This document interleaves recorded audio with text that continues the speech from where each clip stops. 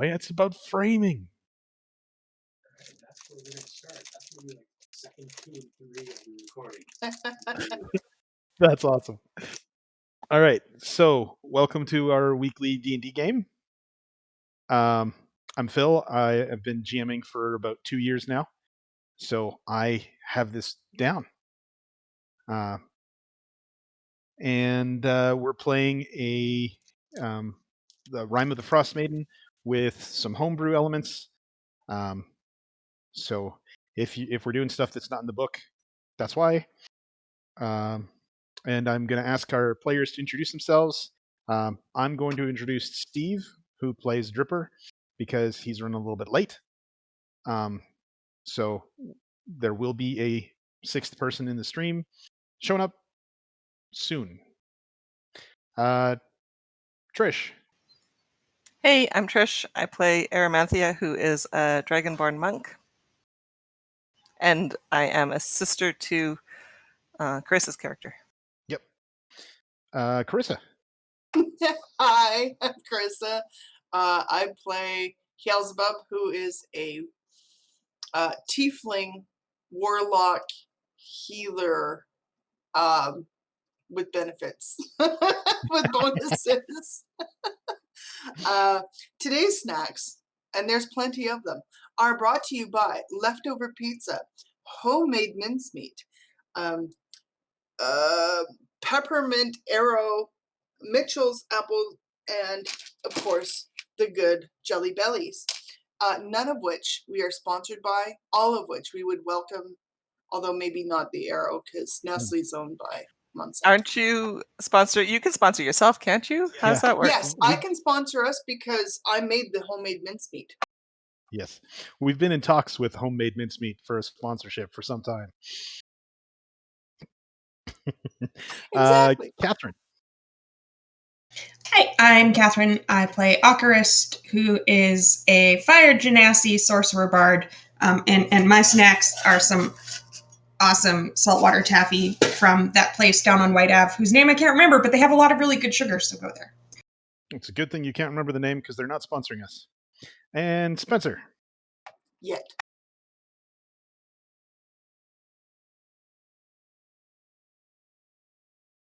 Named.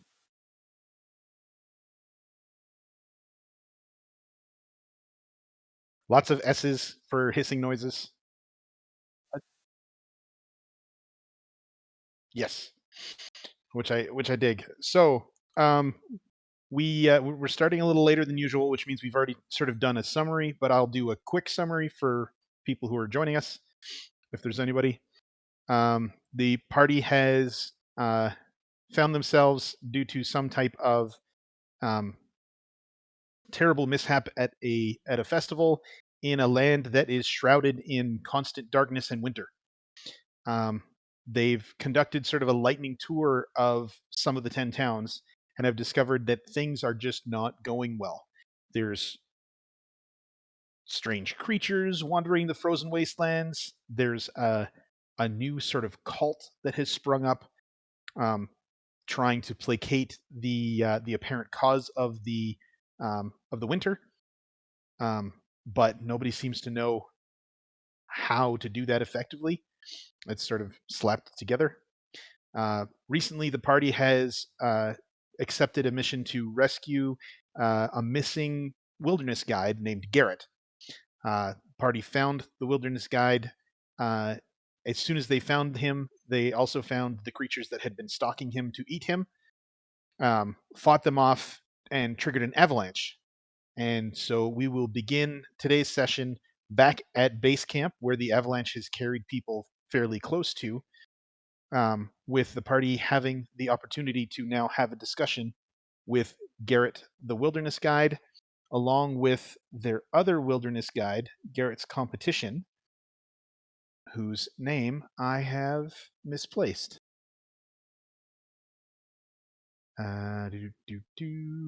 She's from Caer Konig.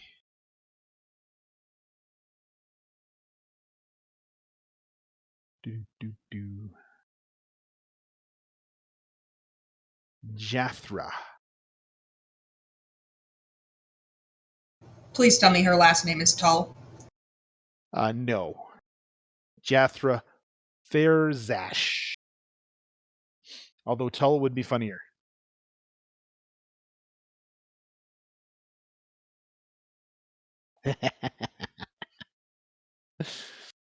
All right.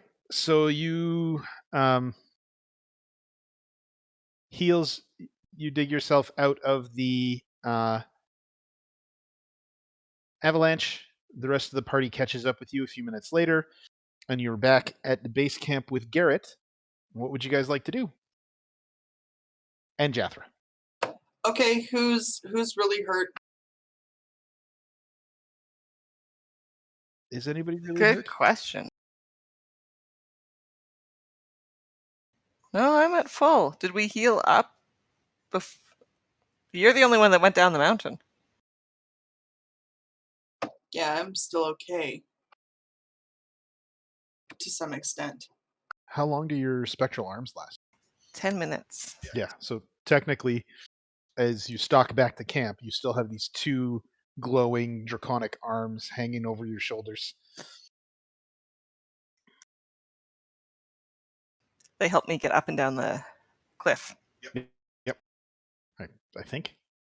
Is that how they're supposed to work? Yeah, I get advantages on saving throws with them or something. On strength saves. Yep. So having wintered the avalanche? Weathered the avalanche. What are you guys thinking? Okay, Gareth, what's up? Boy came and got us, or what happened? Well, we have been having some troubles here at the mountains. Let me pull up. I came here with some people who were looking to meet the trying to meet and challenge a lycanthrope.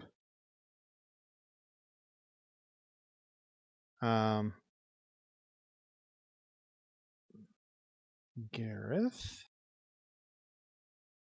I came here with Mokingo Growling Bear, a male Goliath warrior who wants to fight the lycanthrope Oya Minartuk.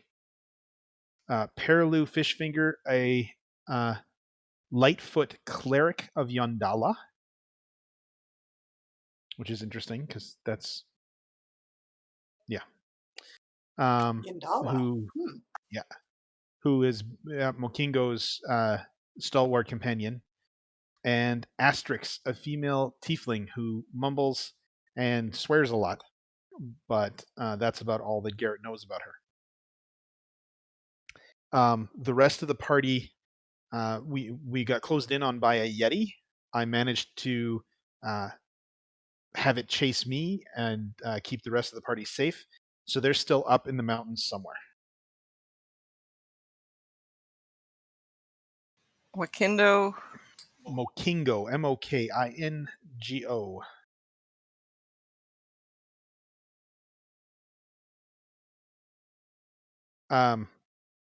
If you guys could find the other members, I would greatly appreciate it. You're gonna stay here though, because you're in no shape. Wakingo, what were the other two names? Mokingo, Perilu, and Asterix. Is he looking for his ASTR friend Obelix? It's RIX. ASTRIX, not ASTERIX. That's how I would have spelled it. Plus, it's a girl, not a halfling. Yeah, is Asterix a halfling? No, he's just really short. Yeah. This sidetrack brought to you by our childhood of French comic books. All right. Okay, so do you know sort of which direction you had left them, and why do they want to challenge the lycanthrope? From everything we've heard so far, he's benevolent. I was interested in seeing how his the lycanthrope. Uh,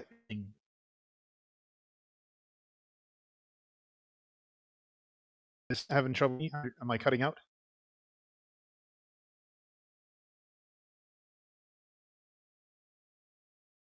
That means I can hear. Okay. Um, I was cutting out. Am I still? You're No, fine. I okay. can hear you. Beautiful.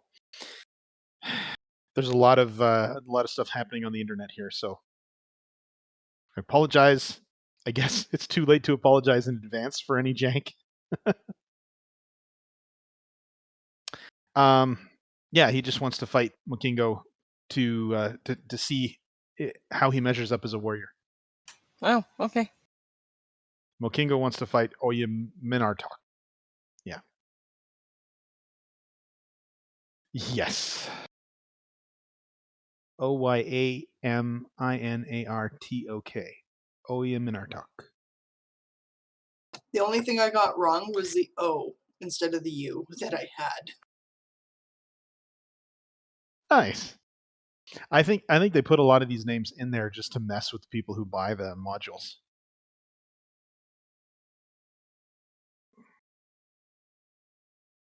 Yeah. Whichever one is the most messed up is the one we'll put in the book.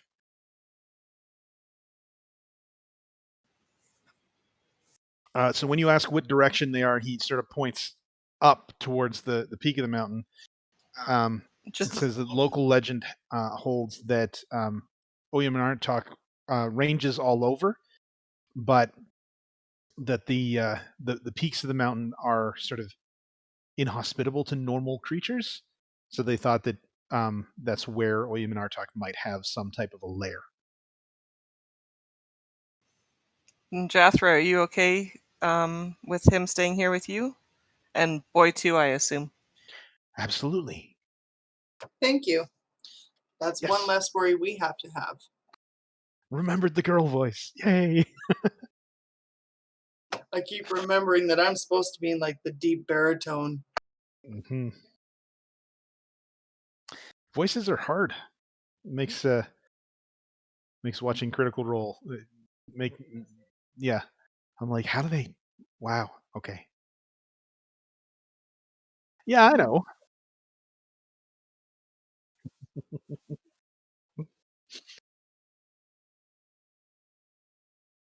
Yeah.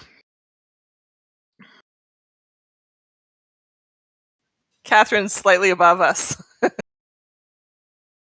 Maybe Yeah. even halfway. I don't know. Got a lot to learn. You should hear me at book club having to keep 15 different characters straight. All right, let's set up the mountain. So your trip back up the mountain is fairly simple. A lot of the footholds that you had used previously either are missing or hidden by the avalanche that has recently sort of come down. But as you get about a half hour up into your climb, the slope, yeah, the slope, the gradient, there's my word, the gradient increases significantly. And you're seeing that this portion of the mountain has a lot more exposed ice that was recently polished by the avalanche that sort of came through. So this is going to be a group challenge to climb this trickier part of the mountain. I'm going And I to look need. over at not Anfisa, I don't know who that is, at Okarist, and I'm like, do not do that again.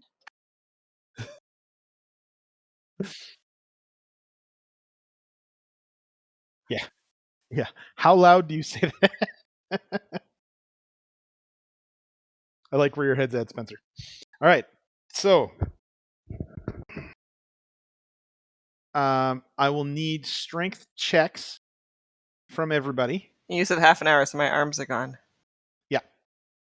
When I mean that, I mean your catapult. Can I use Yeah. a Am I dex check? catapulting uphill on a mountain?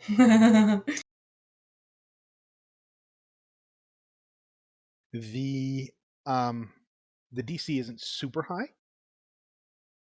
All right. Athletics. Sorry.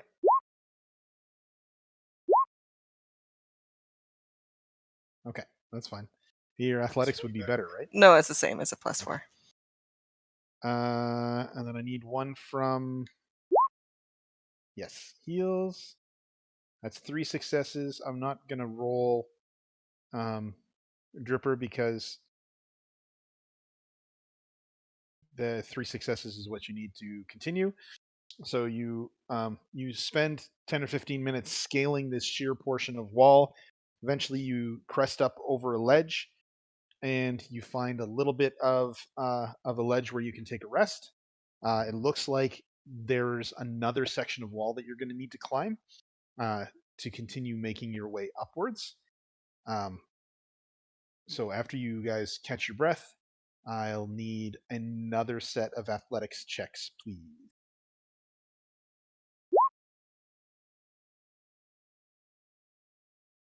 One, two. I'm going to pull up the sheet just in case I need it.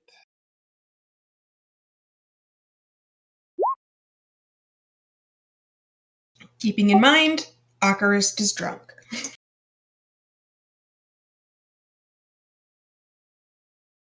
One, two, three. Yeah, I don't have that excuse.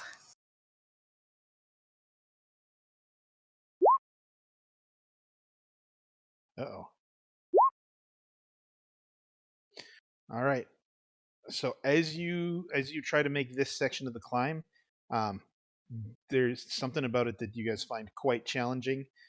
Ocarist and Dripper and Tia are all having difficulties. It takes you about an hour to scale this portion of the wall, and Dripper, Ocarist, and Tia all have 1 level of exhaustion. You find another place to rest, and there's still a fairly significant climb ahead of you, although you think that this is probably the last of the tricky sections. It looks like the mountain sort of levels back out to a more sane gradient after this point.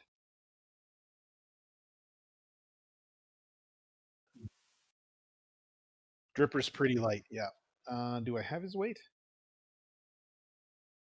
Bio. Yeah. You know what? I might actually have that in my traveling. You're gonna carry him to. Yeah, that was kind of what I was thinking.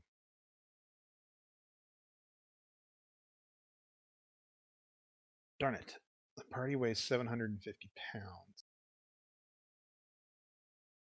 It's not. I checked that first. All right, so you're going to carry him so he doesn't have to make the save. Roll me. Oh. You just rolled a 25 athletics. So that's not a problem. So you're trying to.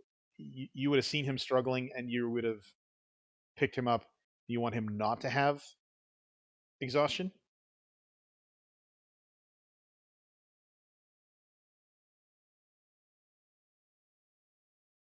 Okay. Yeah, if you do well on this next. Yeah.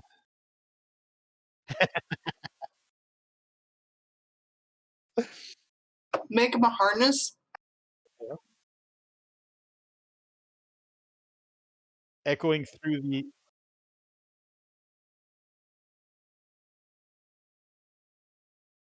Yeah. I was Echoing through thinking the. more like a baby harness. Echoing through the wind, you hear the word inconceivable. I was just giggling because somebody said ho. I'm picturing you full on fezzicking these guys. All That's right, where I went was with Fezzik. Yep. All right. Well, I'll take one more set of athletics checks. Um, so you're gonna help two. You're gonna try and help two people, right? Okay. So what I'll do is I'll give him advantage, and I think you could probably give somebody else advantage as well. So you got to pick heels or Okarist to give advantage to.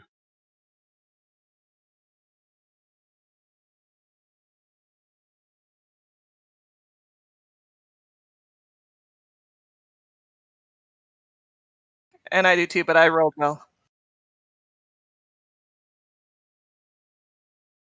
All right. So heels, give me another athletics roll, please.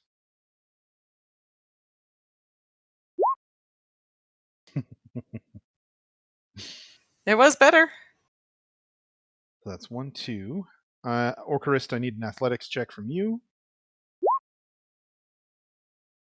Nope. And then one more from Dripper. You guys need 3 successes to not have. Dripper is going to have advantage on this.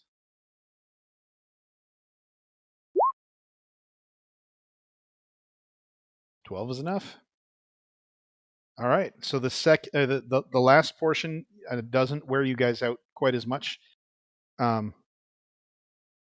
you're getting pretty worn out because you carried a lot of weight on this one. You don't get a level of exhaustion, but you're definitely feeling it in your muscles. And you come to a sort of broad expanse that slopes gently towards the summit that's still quite a ways in the distance. Up here, the air is getting a little thinner. Wind is sort of wailing around you, and you hear a strange sort of humming sound in the wind from off to your left.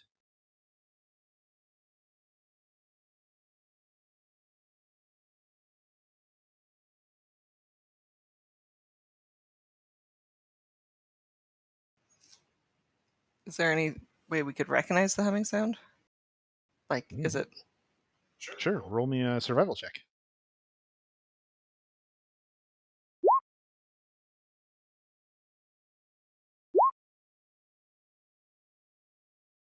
That's Oopsie. leave my mouse alone. Sorry, I'm just trying to brighten you up a little bit. There we go. It's because you're washing out because of the huge windows behind you. Yep. Nope, you're fine. I can move. It's gonna turn. Okay.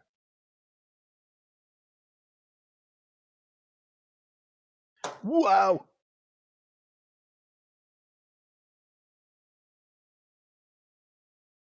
All right, so someone is gonna roll me a. Oh, you rolled a survival? Sorry, I only have the one screen. It sounds like wind blowing or air blowing across the top of a bottle. You're not sure why it would sound like that up here. Spooky. Is there a cave? That is an excellent guess, and that is Okarist's guess as well. There's probably some type of a cave somewhere near here. I read her roll as my roll accidentally. I'm like, doesn't it always sound like that? All right, just bear with me for 2 seconds here.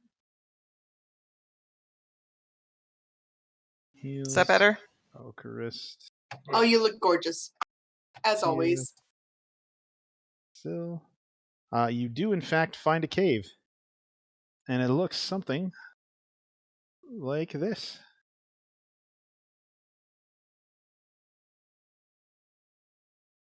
You're on it. It's, yeah.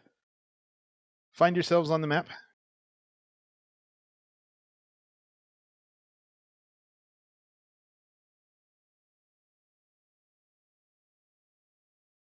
Yeah, you came from this direction. From the southern edge of the map. And now, just let me open that again. And I'll tell you what you see. This cave has a 20-foot high concave roof. Most of the floor has fallen away, forming a chasm 80 feet deep. All that's left of the floor is a rocky ledge that extends in this direction. So over here is collapsed. There's a rocky ledge that extends, and it looks like there's a natural stone bridge. This is the chasm. And then there's a 1-foot thick sheet of ice over here.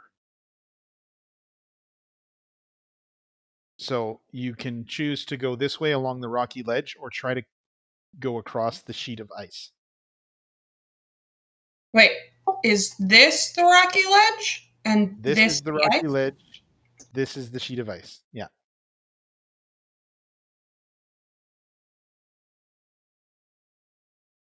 I'm gonna follow you guys. I don't know much about this.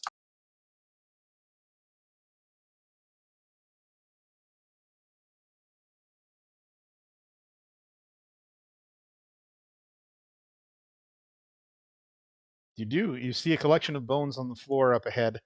You're not sure what they're there for. Which way do Clearly, you go? somebody is looking to make bone broth.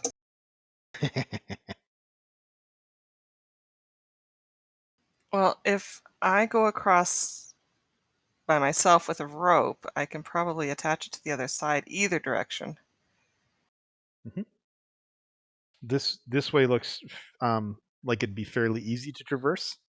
This side is an ice sheet, and you can see, looking at it from the side, that the ice is not super thick.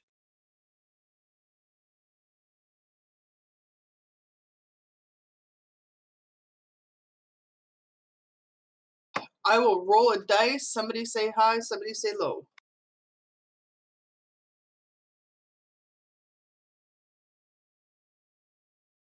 You or Catherine need to say low. Why? Oh. What does it matter if we go high or low? Like, we need high can be one or the other. She had Yeah. All right, so that's above half. So is that Sorry, I heard Silasly say hi, so that's why. yeah?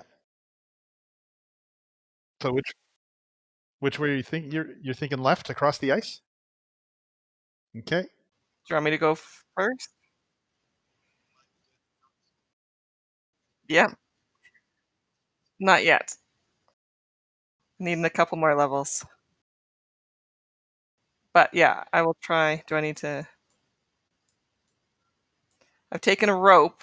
I've left Okay. the rope with Silasy, and I've taken it across the other side. So we'll help everyone else across. All right. So the ice groans and cracks ominously as you walk across, Let's maybe do this one at a time, you guys.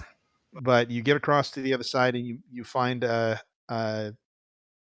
stalagmite to attach a rope to. All right, who's next? I'll go next.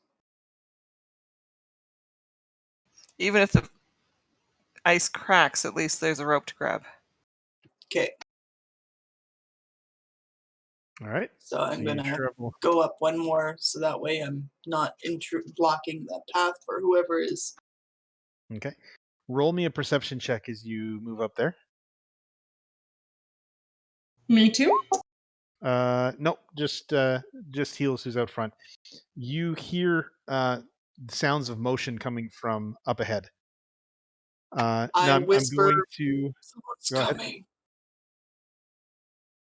Okay. Now I'm going to assume that the same pattern was repeated for Syl. So go ahead and put yourself across. Won't consider you standing. You guys can move up to this ledge here, and then I'll describe what you see.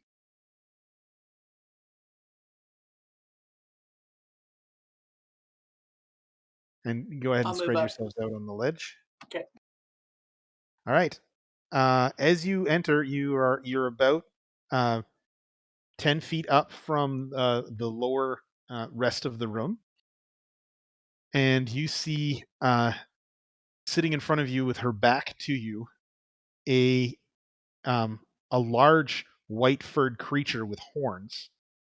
And across the cave, there is a much smaller white-footed creature with horns. that seems to be grabbing and sliding around on the snow what appears to be a very small humanoid. The humanoid is dressed in cold weather clothing, seems to be curled up in a fetal position. And the smaller white furred creature is sort of treating the humanoid like a ball, sort of rolling it around and sliding it on the ice. As you guys were entering, were you entering stealthily? Yes. Because 'Cause- there was some whispering earlier. Yeah, Heel said be quiet. Yeah. So Yeah. stealth check, please.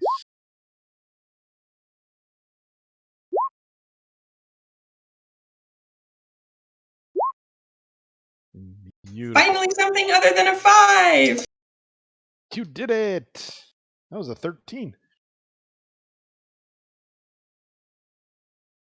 All right. The smaller Yeti seems to be engaged in playing with the smaller humanoid. You think you might have a few seconds to think? What would you like to do? I think you need to charm the small thing, and I will try and confound the big Yeti. I'm gonna try and get it to attack the little one. If it's a parent, that's not likely to happen. I have a suggestion. Yeah, but it needs to agree with the suggestion. If it's its kid, it's not as likely to.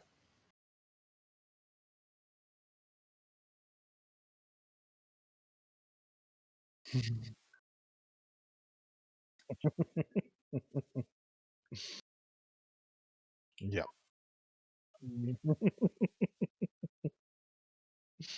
But I can make it sound reasonable.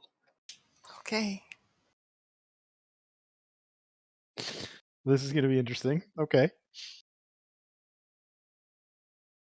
So I will cast suggestion. Can I put my arms out first before that happens? You're going to pop your arms out? Yeah. I don't know if they make noise. Quietly. All right. Creatures that can't be charmed are immune. I don't think that's the case for this creature. Well, that's a good thing. Let me just make sure. Nope. Okay.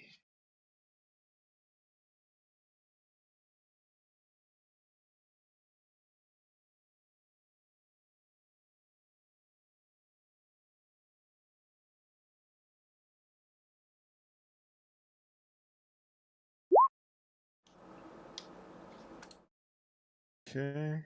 All right. So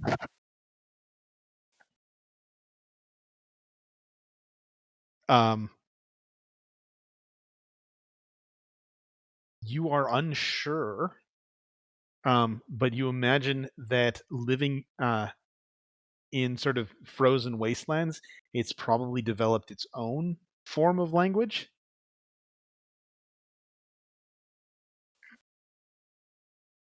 Um, the likelihood of that without magical assistance is fairly low. Yeah.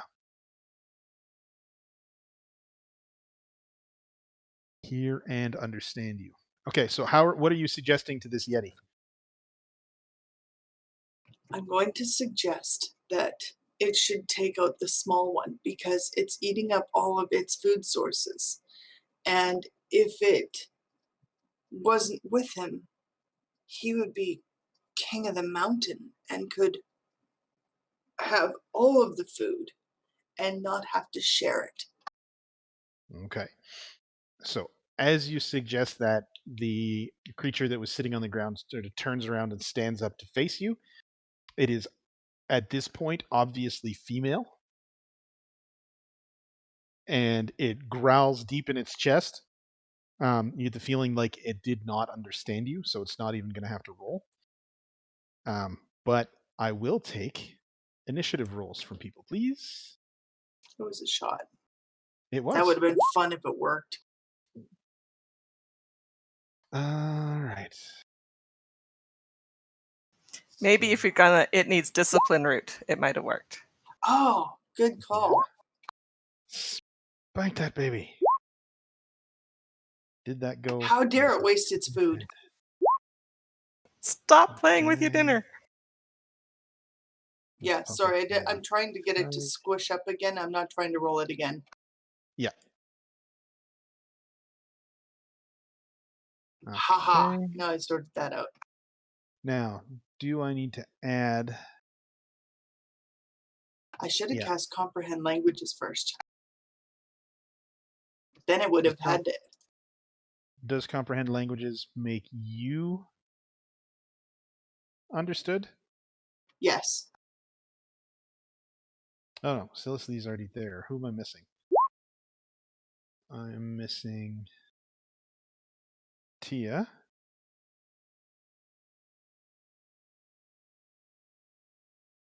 And Heals is not present. I rolled Yep. 12. Oh, on the board. Sorry, I wasn't clicking on myself. You're correct. Do. Which one of you? Oh yeah. Okay. So let's Higher dex? do the descending, and then we'll put Tia I have a 14 Yeah. dex. and Okrist. Dex is important for my monk shit. Oh, Chris, what's your dex? The dex bonus 1. Okay, so that's a 12. And So I we're have good. a 2. Yep, beautiful. It does say on the rolls. Thank you, dear. Sorry, I'm being catted. All right. So as the creature sort of turns around and stands, it roars, and the roar shakes the whole mountain, and then it steps up towards you guys. It's going to look at Tia, and I need a Constitution saving throw from Tia, please. As it looks towards you, you begin to feel like heat is being leached from your body.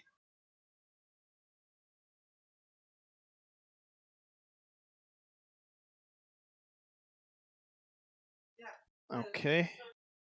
That is a success. So now I just need to put Tia over here because she's immune to this ability.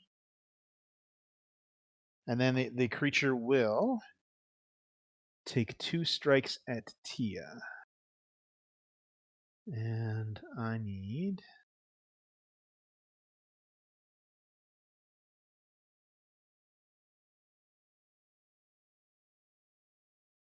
Okay. Never whisper. Auto roll. There we go. Gonna take 2 claw attacks at Tia. 1, 2. I know the 12 doesn't hit,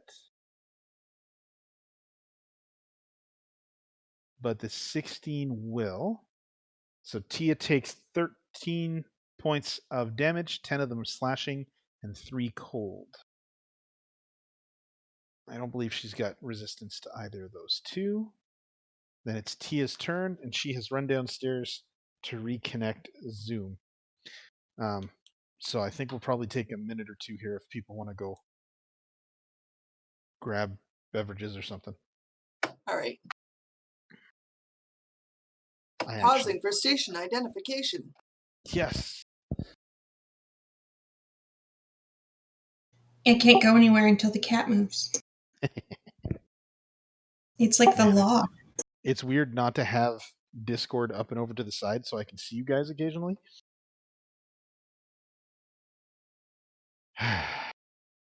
Looking All right. forward to being back at home,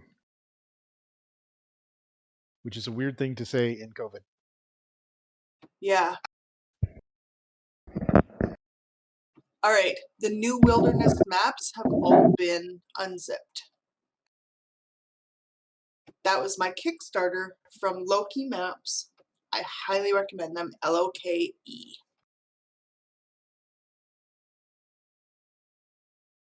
I got back just at the wrong time. We're just taking a station identification.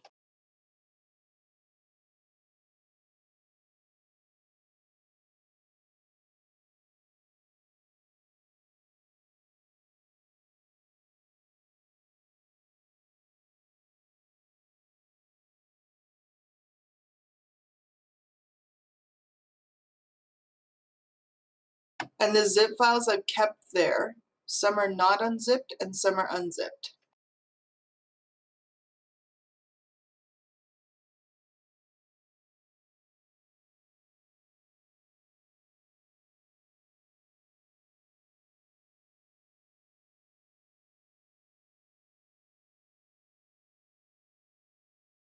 Oh, hang on, it unzipped in the wrong spot.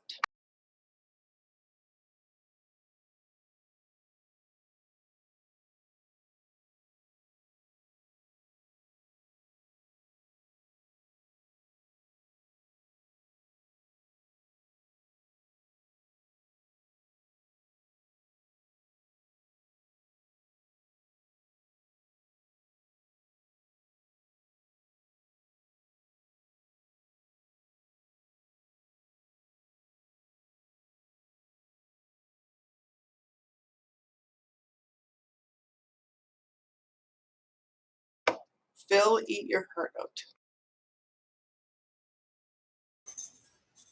He's away from the computer right now. Oh, gotcha.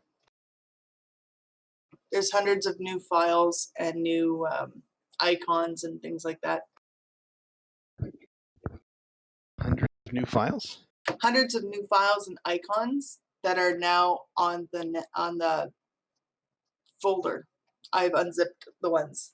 Oh, beautiful. So that's in maps. Yeah, in maps, new wilderness. wilderness maps. Oh, look at all that. Yeah. All right.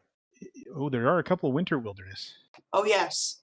Yeah, there's 1, 2, 3, 4 sets, and one set is even blank, so you can draw whatever you want. And then there's some icons and like holes, Yeah. snow holes. The heck?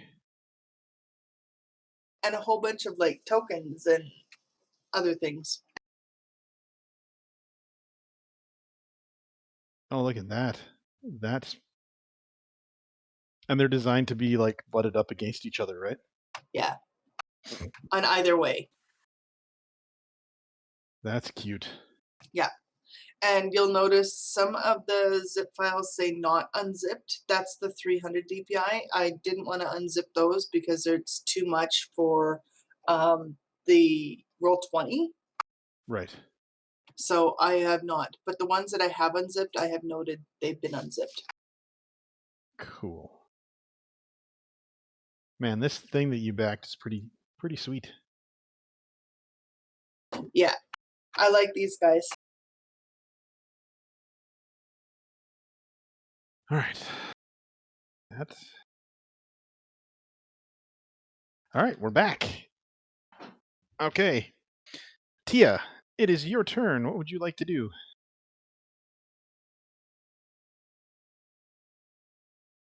I'm gonna take a swing at this thing. Okay. Can I? I'm gonna jump down and run around it. Would I get advantage then? If you got to about there, sure. Here, or one more? One more.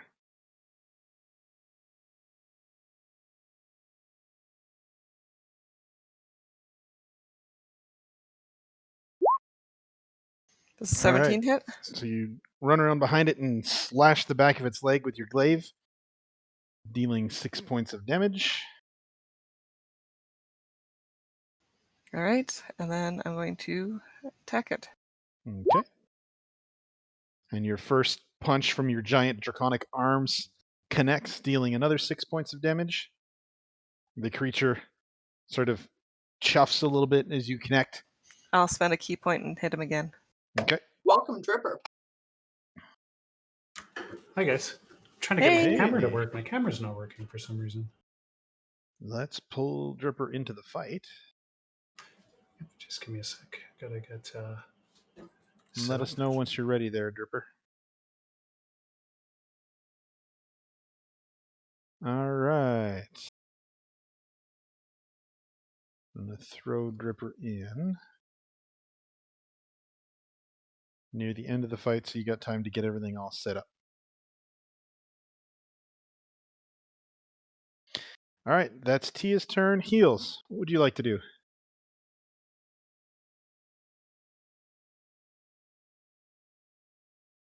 I am going to Eldritch Blast the baby Yeti.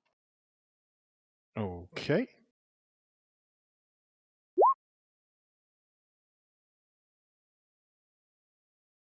You waggle your finger and then point it, and a beam of green energy flies across the room and smashes into the baby Yeti, dealing 5 points of damage. You can see sort of smoke rising off of it. You've blasted patches of its fur loose. The baby Yeti doesn't have a lot of HP in the tank, and it looks like that was a pretty significant hit. The other Yeti screams in anger, and the whole sort of place shakes. You hear an ominous rumbling outside. Although you're probably safe from avalanches in this cave. I look at Alcarist and I'm like, well, maybe it wasn't you that caused the avalanche after all, but I still blame you and your stupid catapult. Fair. And that was your action, bonus action movement.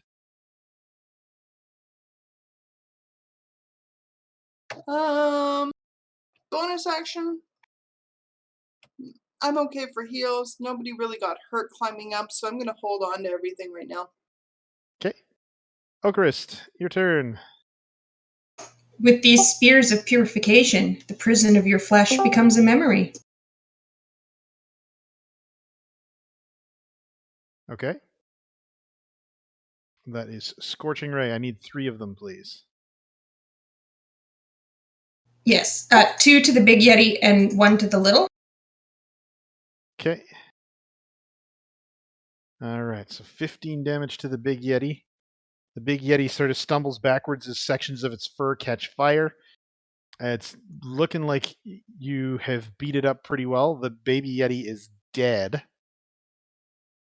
Get the baby. Oh, wait.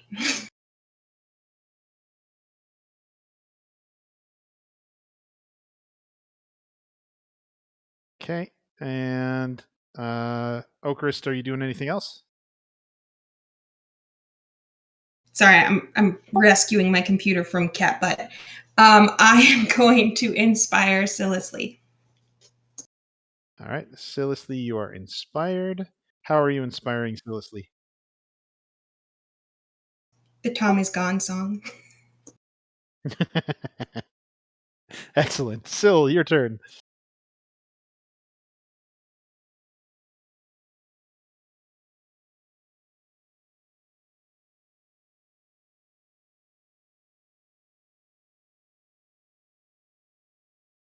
All right. And that's a con save for the Yeti. There's no guarantee it's going to work. Yeti.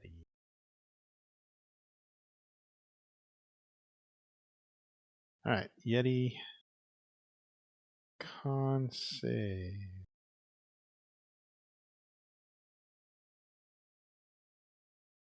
Nope.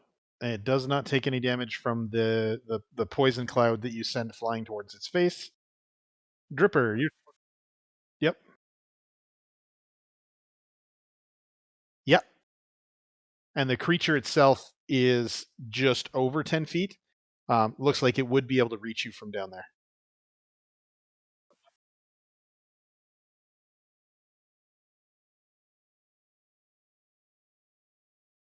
Yes. I'll give you some cover. Yeah. Steve, how's it going? Are you Yep, just give me a second Good. here. Welcome. Thank you. I'm going to throw some pictures up in Discord as soon as I get them transferred off on my phone. You'll How see. many did you You'll see. buy? Just one. Well, we actually didn't buy it. So we actually have a good relationship with the breeder for Loki, and she asked us to be a guardian home for one of her soon-to-be moms. So they're Nice. giving us a baby puppy, and we raise it. It's our puppy. The puppy has a couple of litters, and then afterwards, the puppy's ours. So So now anyway, you're back to 3 dogs.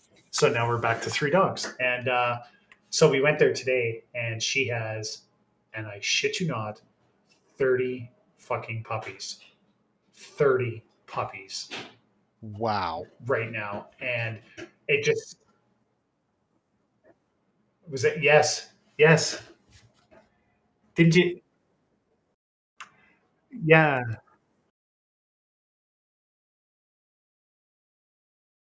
Here, I'm gonna. Oh no, I gotta do it like this. I gotta do a copy image. Okay. All right. All right. All right. All right. Hold Yeah, on. Hold on. yeah. I'll Shoot us scroll some down. pictures when it's somebody else's turn. Yeah. I can't even link them into whatchamacallit anyways because it's too big. Okay. So, what are we doing? Sorry, we're fighting some yetis. Fighting Yeti. Well, there were Yetis. Now it is singular Yeti. Okay. And which way is this yeti? Like, who did he attack last? Was it Silisly or? I got attacked, but then I ran around. So yeah, he's facing up towards the 3 of you there. Yeah. 4 of you there. Okay. Okay. All right. I'm just gonna step forward here, and I assume I have advantage. I'm going to attack it with my dagger. You'll get sneak, but Tia is flanking with Silisly. So, not advantage. Is it advantage? Is it flanking or distraction? Right.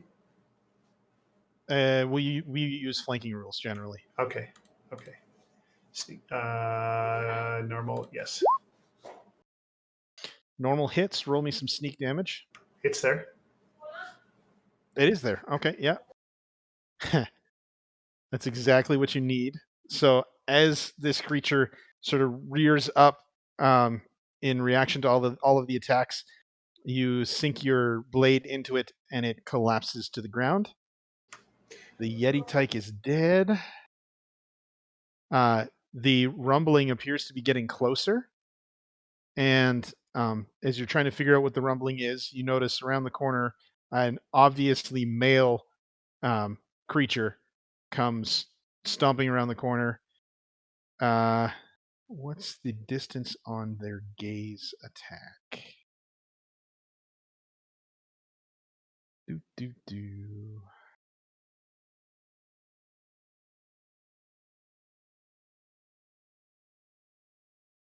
Yeti. Chilling gaze within 30 feet.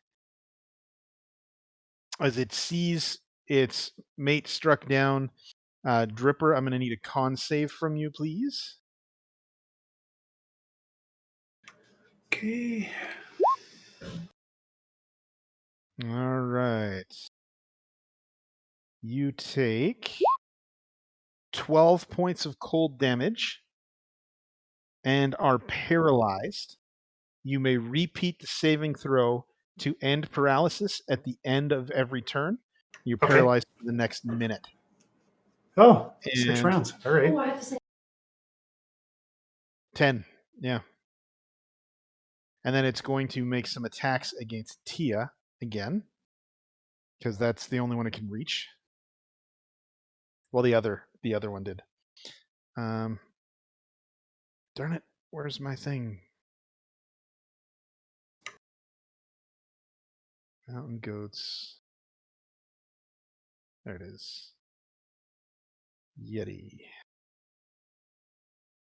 All right, so 2 attacks. All right, first one. No, they're not at advantage. So first one is a 12, misses. Second one is a 22, which hits. You take 8 points of damage, 7 slashing, 1 cold. And it is your turn again, Tia. All right.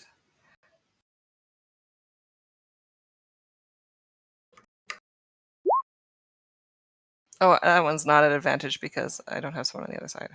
No. So we take the 11. The 11 does not hit.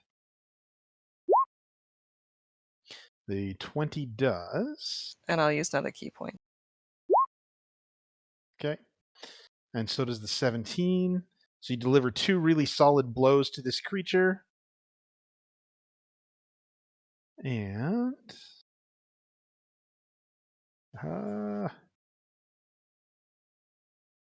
And it is Heels' turn. Okay, for my movement, can I just extend my arm and push Dripper back, seeing the change in his physicality? Sure. Yeah, you can grab the back of Dripper's clothes and drag him back a square. Yeah, that's what I'm gonna do.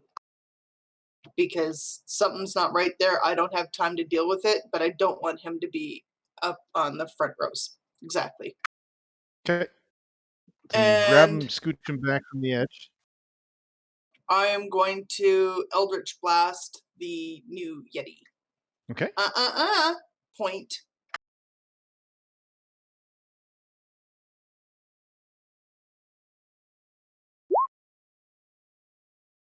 The Eldritch Blast just barely hits.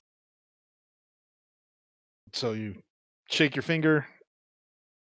Green energy sears into the side of the creature as it roars in anger. You still have bonus action if you'd like. I'm gonna hold on to my bonus action. Okay. Okarist.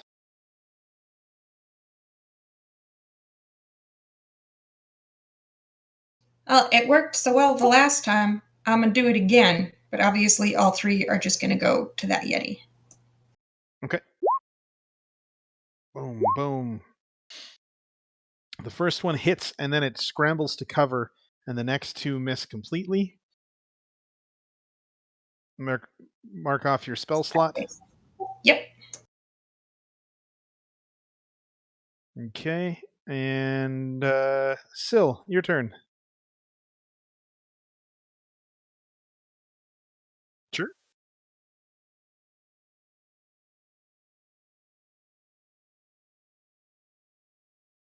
Three, four, five, six.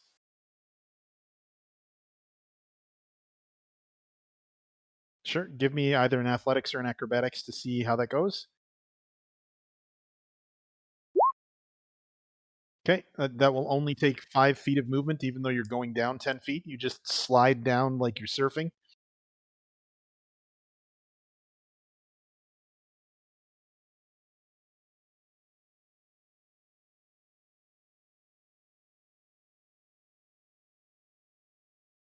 Okay.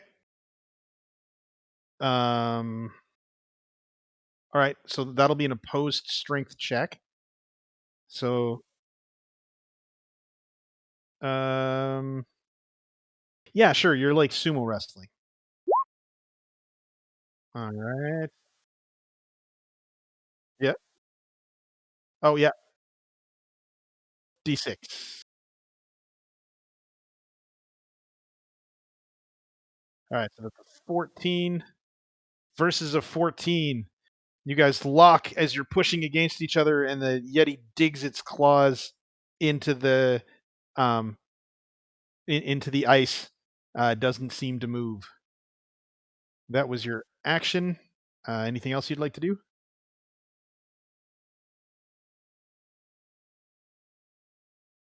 Yep.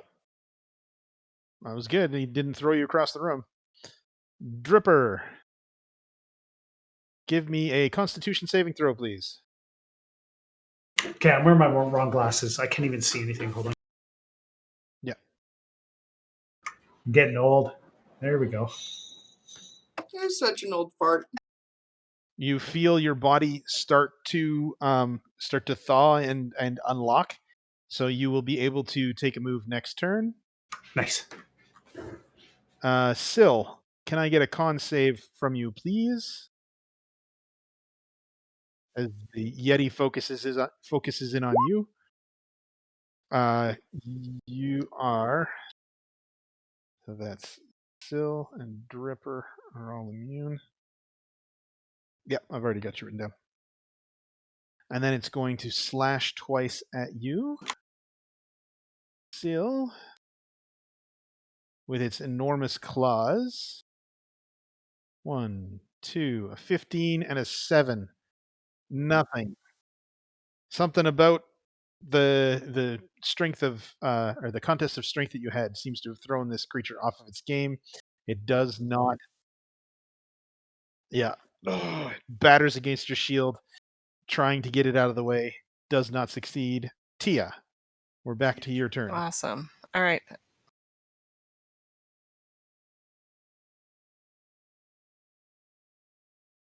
All right. First slash and the first punch are both successful. You deal 14 points of damage. Creature is looking pretty beat up at this point. I will use my last key point then. Last key point, you drive a elbow into the creature's kidney. It is... I like damaging kidneys. It looks like it's barely on its feet anymore. And are you going to move at all? No, I'm good, thanks. All right. Heals. Oh, well, I don't like seeing my friends hurt, and I'm getting bored of this, and I need to find out what's going on with Perilous. So I am going to, again, Eldritch Blast. Eldritch Right in the head. Blast. Boom! Right in the forehead. Wow. You don't have Agonizing Blast yet, do you? Nope. No? Okay. All right. So you line up your shot, you aim, and you blow this creature's head clean off. And I just need to get stuff out of the way. Beautiful. It just explodes in this blood and green, and it's awesome. Yep. All right, let's clear that. Get that out of the way.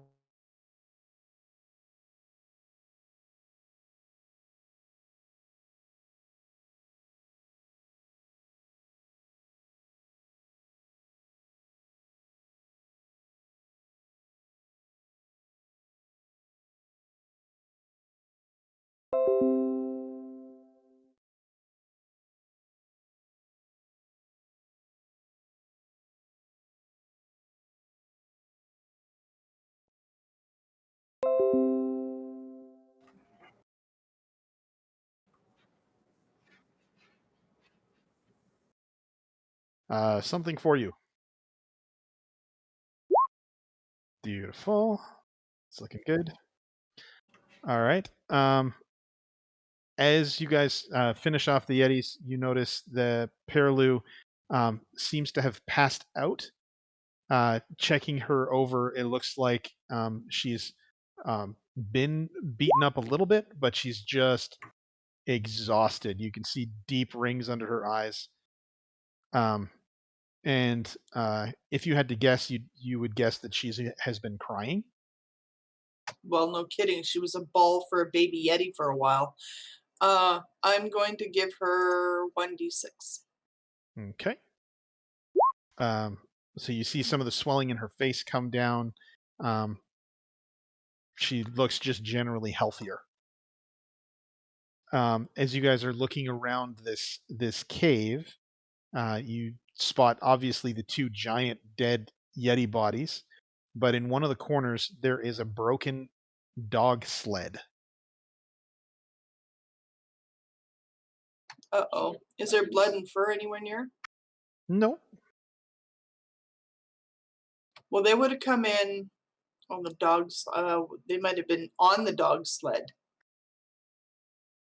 and dragged in by the Yetis. Who knows? So, give you guys for free. You found Garrett's dog sled down at the base of the mountain with most of his team still attached to it. Okay. I figured So that was it. Probably not Good Garrett's job.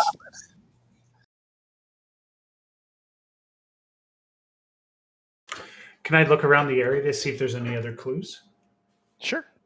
Give me. Are you actively Investigation? investigating? Yeah. Yeah. All right. You dig around for clues. You find in this area that sort of dumped unceremoniously into the snow underneath the dog sled is a mess kit, an explorer's pack, and 2 sets of cold weather clothing. Looks like this was probably the remains of some other expedition. The clothes are sized for dwarves. Hopefully, Drugar. I mutter in my head so everybody can hear. Which they can, because that's how you speak in everybody else's heads. looking you're- like the biggest and boldest, beautiful golden American eagle that there possibly ever was. Mhm. Now, the other thing that you I'll find be right and back in a second. investigating is around the corner where these bones are. There are bones sort of scattered all around. It looks like a couple sets of dwarves, and one much larger creature. And in alcoves amongst the bones are the heads of these creatures that appear to have been displayed sort of as trophies. You also find amidst the bones of the larger creature absolutely destroyed set of hide armor and a great axe. Anybody? What does the non-dwarven head look like? It looks large. Could it be a lycanthropy? If you had to guess, you'd guess it was a humanoid with some type of giant lineage. Like a half orc? Or ogre? What was it? The guys. Goliath. Shoot, my computer's dying. I'll be right back. Yeah. So without much thought, you guys think you may have found the missing Goliath member of the party.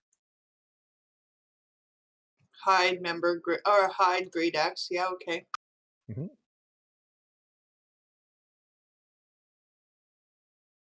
Well, I guess we won't be rescuing him. On the plus side, free great axe.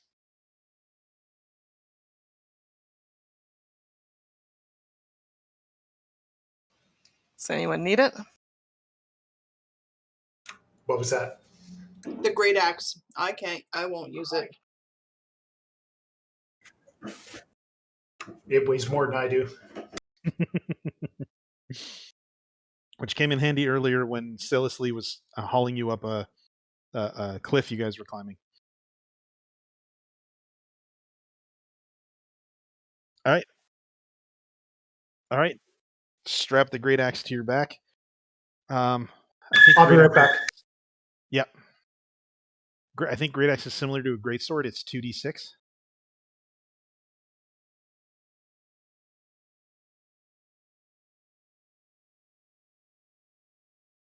All right. Anything else you guys want to try and do in here? Look for other treasure.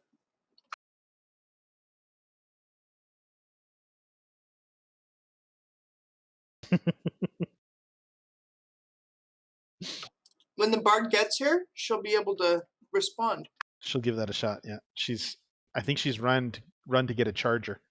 Yeah, a power cord for her laptop because it's dying. I was going to grab some leftover turkey for a snack, but I can't find the turkey. It's missing. I checked. It's in the garage underneath the piano bench. Underneath the piano bench. Oh. I expected it to be on something.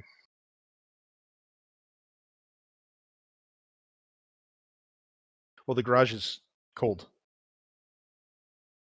Yeah, it's not insulated or heated or anything.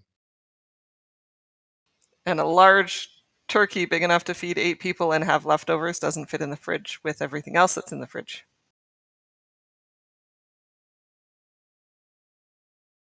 Yeah, we've always had our turkey in the garage. We've never had it in the fridge. There's no room. Oh yeah, it's Easter today, isn't it? Easter Sunday. Oh yeah. Yep. I put puppy pictures in the D&D channel, by the way. Oh, let's look at puppy pictures while we're waiting for Catherine. Oh man. And the cat tagged the dog, I guess. That's why I had to get up and run away real quick. Which cat and can we have her? Eva. Yes, I'll take Eva. Or no, not Eva, Leia. I'll take Leia too. Yeah. She's Oh, not. so you guys brought the new dog home already? No. No. So the one, okay, so those ones up there are like 5 weeks old. Way too young. And then the ones with the cage around it are 5 weeks old. The ones, the first picture is 3 weeks old. And then The little puppies that are in the little basket were actually born last night or this Oh, morning. wow. Aw. And one of them came out with a really nice red color, and born to double blue eyes, mother and father. So it'll be a red dog with white, or a tan dog with white, and with blue eyes from the husky side. Nice. Yeah. Yeah, they're cute as fuck. Like seriously, Yeah.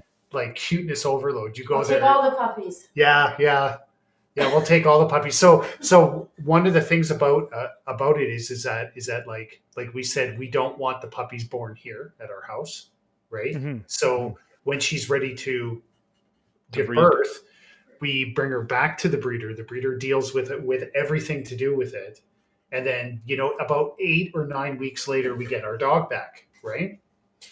I don't want to see the puppies, like at Yeah. all. Because you want to have them all. I wouldn't give any of them up. I looked at the lady today and I looked at all the puppies. I said, I couldn't do what you do. She goes, why not? I said, because I would have like a herd of fucking dogs in my yard. Like they'd be like sheep running through the yard, just, tearing shit up. We wouldn't have a rat alive in our area. You have this just pack of dogs that you travel the neighborhood with. No. See, I would get a fur coat, like a pimp coat and a cane. And then Yeah. I would get a skateboard. And then I would harness all of the dogs and I would make them pull me around the neighborhood with my pimp hat, my pimp cane, and my skateboard. Yep.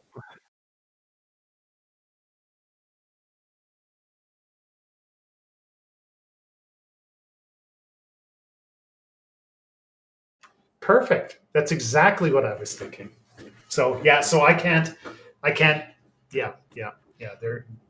Anyways, it's going to be fun. It's going to be interesting. We're going to get it all out of the way now because we're off. Yeah. Sasha's, year or two, maybe 3 away. Raising a puppy for the first 6 months is like really fucking hard, and then it's easy. So we're just going to get it out of the way now, and while we're home. So Yeah. get her COVID is a next- great time for puppies. Oh yeah. Well, we did the same thing with Sasha and Nico, right? Except Sasha and Nico were, well, when they were young, they were good to -40. You can throw them outside, and Oh wow. oh yeah. Huskies love outside and they love the cold. They Ask live me- for the cold. One time when we're not playing D&D, asked me about the time I had to run outside in a house coat at like 11, 12 o'clock at night, chase the dogs around the yard because they didn't want to come in the house. -40. That was annoying. Yeah. Anyways, And that, ladies and gentlemen, is why I have a cat. I got 3 of those too. 3 dogs, 3 cats. Steve has a lot of love to give. Yeah. All right. So, Syl has said to you, Ocarist,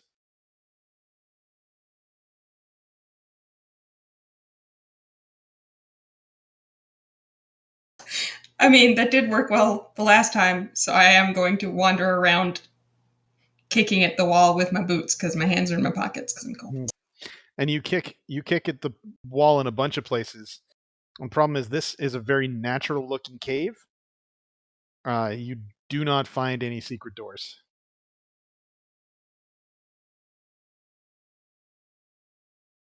It's not surprising. But there is a way to go, right?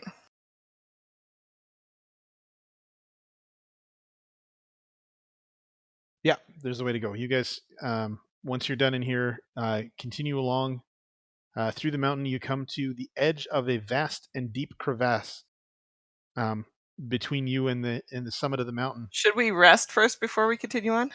Yeah, why not? Some of you Sure. got hurt pretty good. Short rest? Well, I'm down 12 hit points. If you have any spell slots. I do. I can give you. Oh, short I rest. can give you 2. Short rest. I'll give you Down 2. down a bunch too.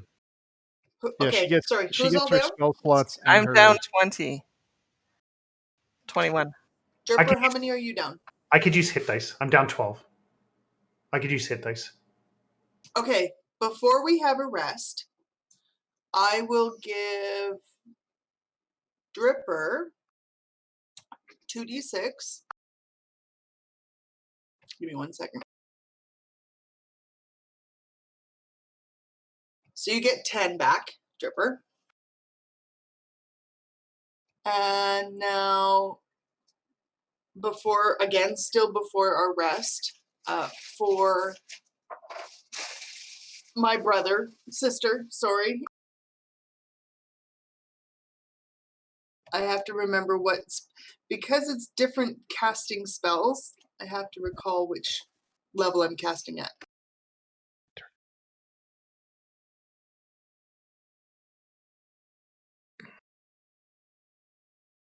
Where is she? Cure wounds at level 2. Okay, so I'll let you guys do that. Now that I know where the turkey is, I'll be right back.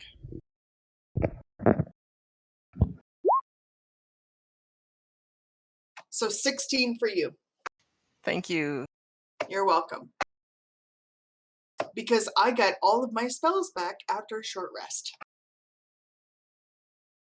Nice. And then, do you need a short rest? We still need a short rest to get the spells back, right? Yeah, we have to. That's why I did cast everything before the short rest. Yeah. Do you want to play? Oh, but if you play your Song of Rest, we still need to roll a hit dice, right? Yeah, you have to roll 8 hit dice.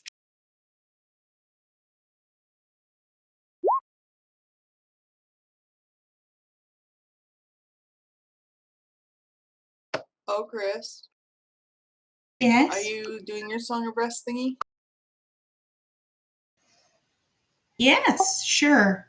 You can play for us, or sing for us, or poem for us. Tell us a poem, a restful poem. A limerick? You know, I really should spend time getting crappy poems in the week. You also need to write inspirational poems for each of us. This is true. Okay, my semester ends in like 2 weeks, and then I will do inspirational poems because at the moment my writing is taken up with, I understand. earthier bones and linguistic quirks.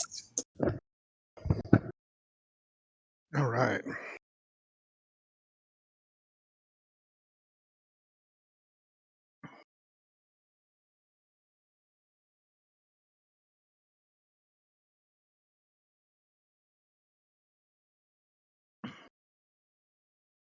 So as you leave the cave and continue on your way, you come to the edge of a vast and deep crevasse between you and the summit. And lying at the bottom of it, you see some fabric.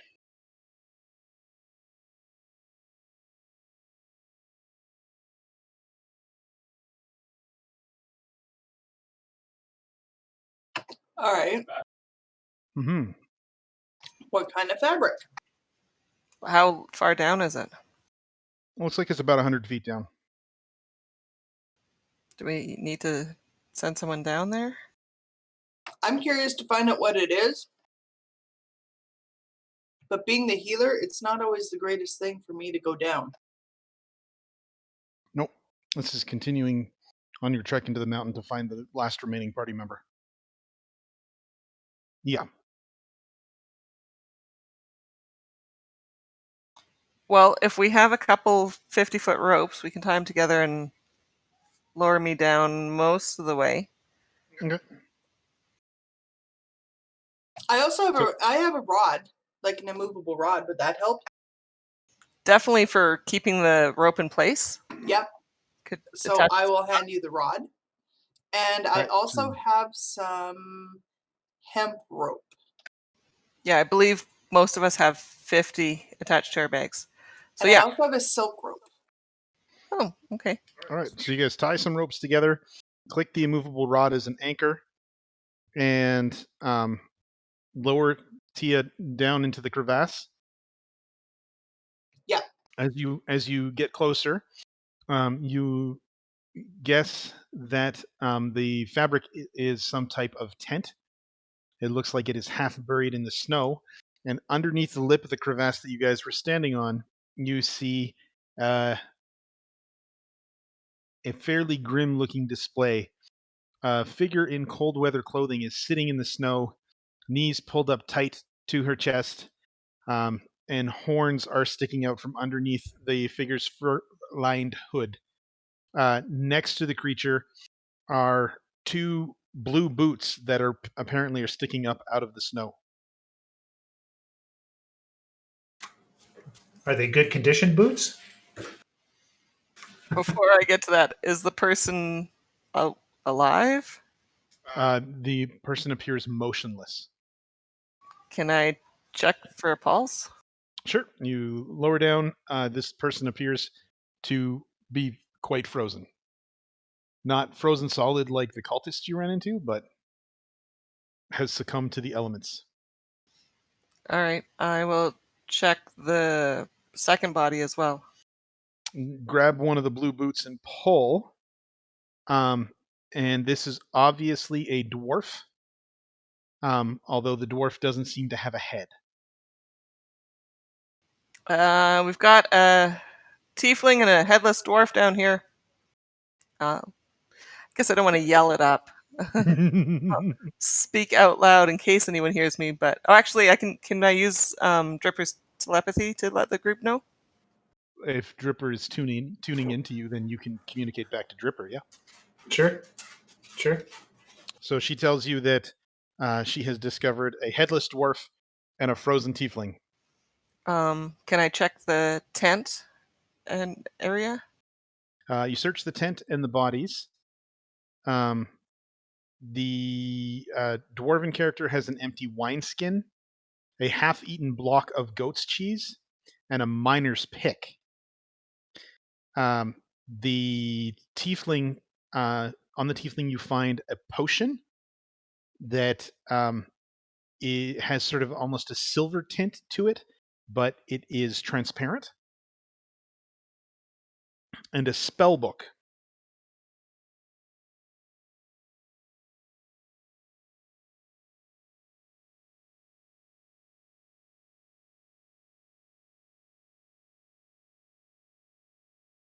All right, I will pocket that, and I guess the boots. All right, the boots are of fine dwarven make, but they're just blue leather boots. Winter boots? Yep. Can I take the time to pack up the tent? The tent is torn and ruined. Okay, never mind. All right. I will try and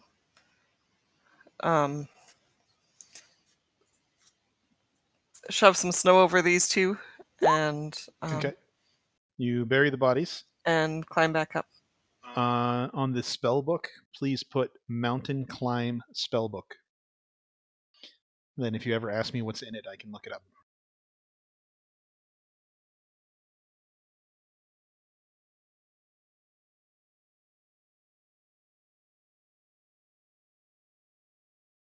All right.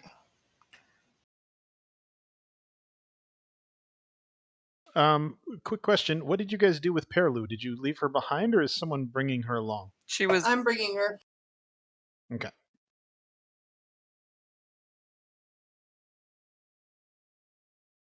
She didn't wake up after her rest. No, she's exhausted. If you try to wake her, you can. I can wait. All right. Found some boots and a mining pick and a spell book and some rations. I've kind of got her like attached to me. You sort of tied her on like a backpack. Yeah. I probably would have used the silk rope for that and given the hemp rope to help lower my sister down. I'll untie the ropes and pass the rope and the immovable rod back. Immovable rod back. Okay. Thank you. All right. So you gather up your stuff. As far as you're aware, you have found most of the missing members. Most of them because the one guy didn't have a head? That's why I said missing members. Pun intended. But Bravo. Well, do we want to try and continue up and figure out where the lycanthrope is, or do we want to head back down? I think we need to go and drop this one off before we go and look for lycanthropy. interestingly, you haven't found any tracks or anything.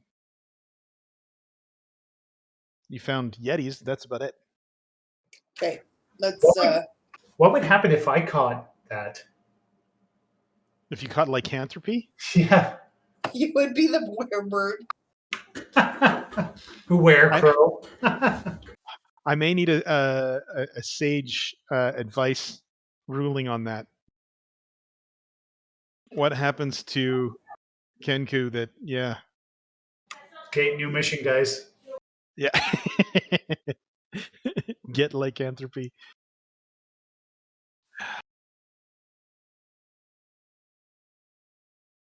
It's a magical curse. My tabaxi did not like being half tabaxi, half werewolf. I think it would have a really similar effect to lycanthropy on everybody else. It would just look really weird to have like the feathers pull in and then fur come out. Maybe Or I'd would you just be a molt all your feathered- feathers? Would it be a feathered wolf or whatever? Werewolf? Feathered werewolf? Well, maybe. no, it isn't a wolf form, and I've read. I'm basing this off of Laurel K. Hamilton's Anita Blake series because there are several different were types, and there's Creatures. even a were swan in this. And And the werewolf, or what the lycanthropist was up the hill. It wasn't a werewolf. bear. It's a bear. Yeah. But yeah, how does the swan work? it would grow fangs off its beak, and they were venomous. Huh. Also, the talons would grow longer. The feathers would become harder. Yeah, it was quite intense. That whole series is bizarre beyond me, and Laurel is a totally wonderful writer. I thought I read most of the Anita Blake, and I don't remember a wereswan. It's somewhere around. The name of I can see the cover. The name isn't coming to me just yet. Give me 1 second. I'm gonna have to look it up because maybe she's written another 5 or 6 since I read everything she had written. All right. Look up Anita Blake. All right. So we're saying the chances of finding a werebear up here are slim to none, and we should head back down. Your call. Yes, I think it's around Cerulean Sins or Narcissus in Chains. It might even be Incubus Dreams or Dance Macabre. I think Dance is the last one I read. Harlequin is after that. Anyhow, I'll look this up later. Sorry, I made you guys go off on a tangent. Yeah. If you need some time, just let us know. All right. So as you guys head back down the mountain with Perilou, you meet back up with Garrett. Garrett offers to take Perilou back for you and says next time you're in...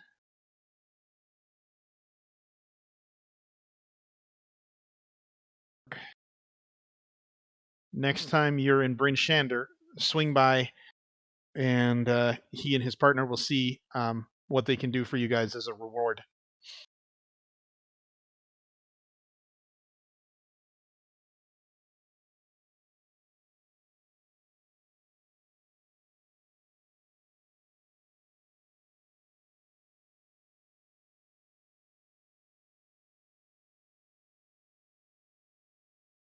Yeah.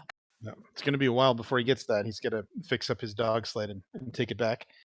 As Garrett starts bundling up Perilou, Jethra says, you guys had another thing You guys had another thing you wanted to do.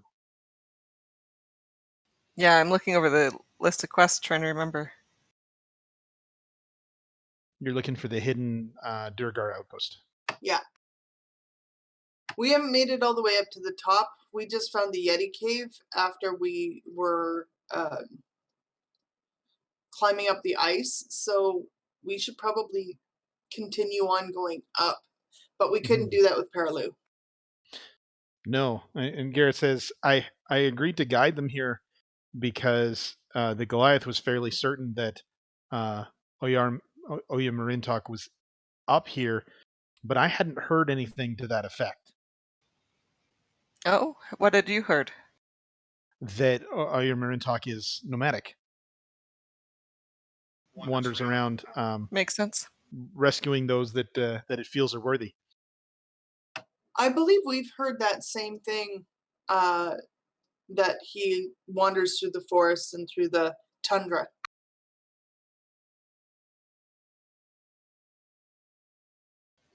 All right. The mountain is inhospitable at the best of times. So thank you for risking life and limb to rescue my charges. Sounds good. We'll send them on their way. Can I see the map, please, dear? Yeah, absolutely.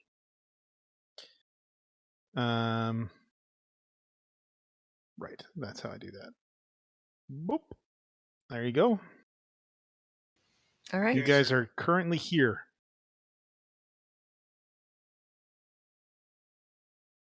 Shall we spend the night down at the base, taking turns and resting, and then go back up to the top tomorrow? I don't know that we need to go back up. I think we're ready to head back towards Lonelywood, aren't we, Tremoline?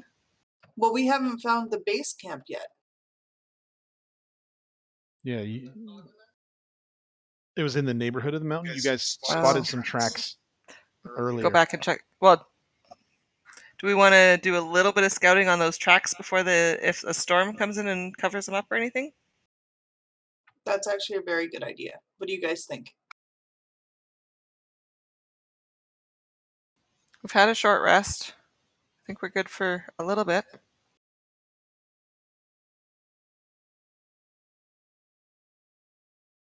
Yep. Early afternoon now anyways, right? Got a Right. couple more hours? Yeah, you guys have been up and down the mountain, and it's it's hard to tell time. 'Cause It's always just dark, yeah. Doesn't really matter. But you probably feel you've got a couple more hours in you. We did just have a short rest.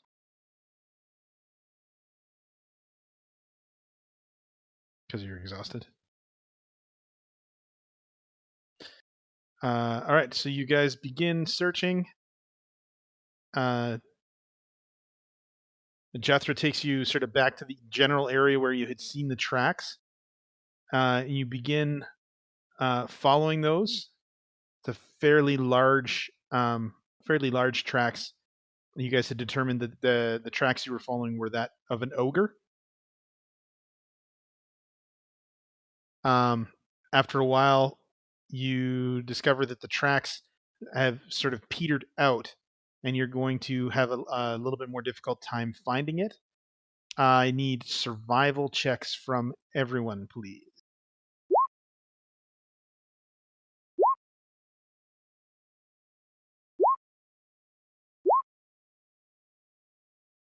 Okay. Good job. You They went guys, that way. yeah, you guys doing some quick deduction from what you know about Durgar and the general area. You end up discovering a valley that you think probably holds a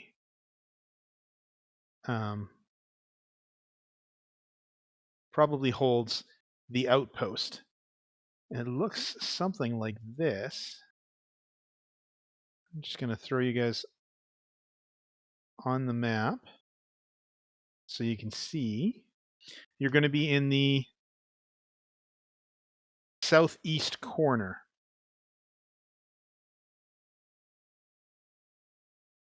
Yeah, I'll throw you guys on the map. And then I'll tell you what you see. Heals. Ocarist. Dripper. Sill's already out. Tia. And... Alright.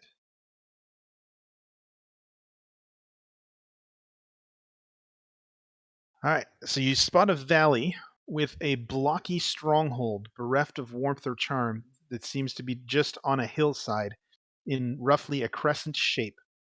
Only part of the construction is visible, the rest seems to be buried into a stone wall. There's a large double door of stones that appears to be a main entrance. That's sort of deeper over here.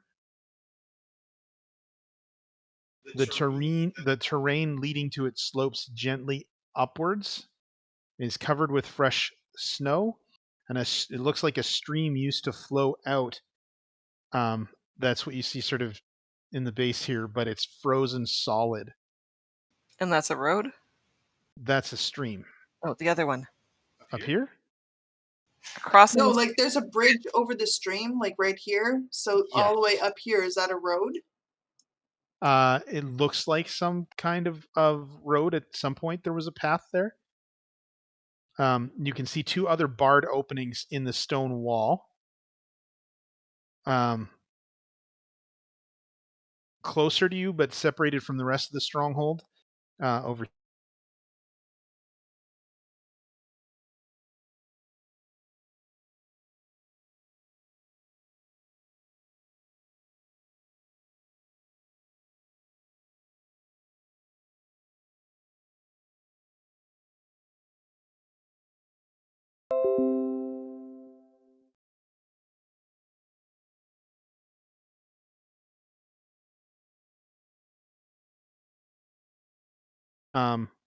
You spot the main doors with Dave. You spot there's sort of a barred window. Like think prison bars, not shuttered. And the bunker has a bunch of windows as well. Looks like the windows are facing out towards the valley. Looks like they've designed this to spot anybody who's trying to come into the valley. Well, if I douse my torch and hold onto someone's rope or something, and we're quiet, can we sneak in since it's dark? Tie off to me. Sounds good. I've got 60 feet of dark vision. Okay. All right. So you douse your light as Dripper reports to you what the valley looks like. And I'm going to tie off to heels as well, just to And be it's on the kind safe of side. terraced. So this is the deepest. Then this is slightly less steep. This is a shelf that sort of goes around the top. Do we want to go and check out the lookout tower? Like, is there a way in, or like, do we see anything? The bird didn't see anything. With Dave's scouting, there doesn't appear to be a door. Okay. There are just windows.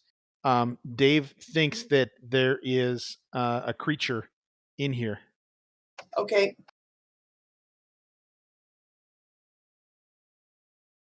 So yeah, let's try But and there's stealth no- in. Yeah, let's try and Stealth to the door. We only see one door? Yep. No other ways in? No other ways in. Looks like we have to go to the door. All right. Yes, please.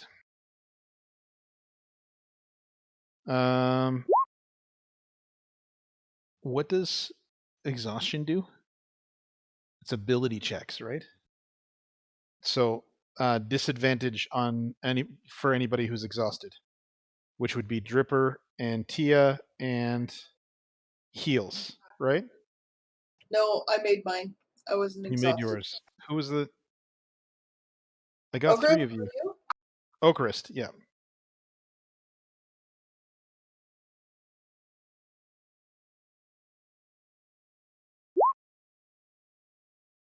No, stealth, please. Yep.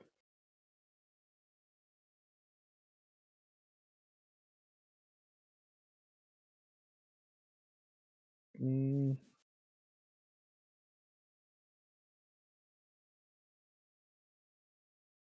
Just waiting and for then- Oakrest and Dripper.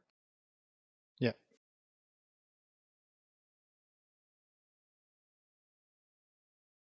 So Oakrest and Dripper, I need stealth checks with disadvantage, please. Dripper is still not back from his distracted.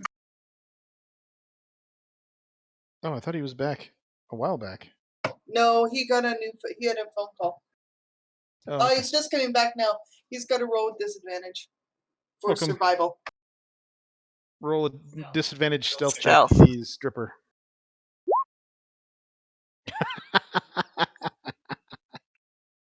All right. So between that's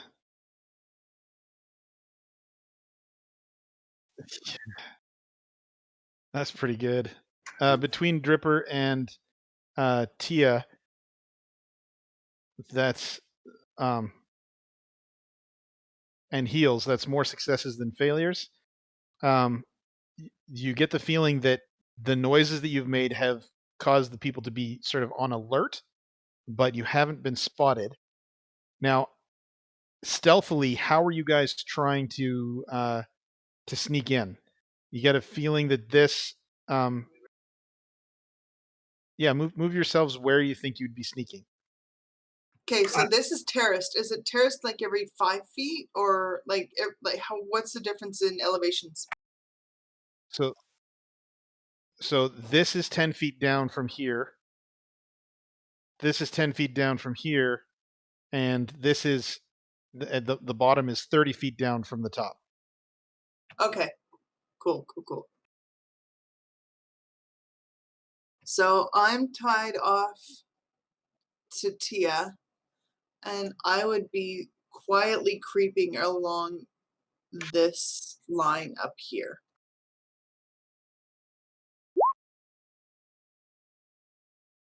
Okay, now this is way down deep in the valley, and you're pretty sure that anyone who's up here has a fairly unobstructed view down into the valley. But if you're trying to keep like right against the wall, like against Okay, the gotcha. line, yeah. Okay. So staying right against the wall, you think that you're managing to creep along. It looks like there was a path at some point that was being maintained. It hasn't been because of all the snow, and also because this is supposed to be sort of a hidden installation. And you see that the frozen stream leads up and into there's an opening where the stream comes out of the wall. Well, that's what I asked. Is there another entrance? We could go in through the stream bed then instead of through the door. Yep, it's quite possible. Yeah. We could send someone charging through all Helm's Deep like. Yeah, Who but they has the would know then. explosives?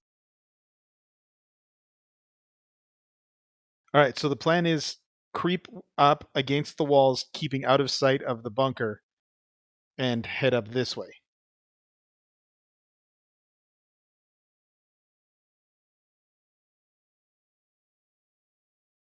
Okay. Come on, Tia. Yeah, You're gonna start to be dragged. Why don't you move yourselves up over here?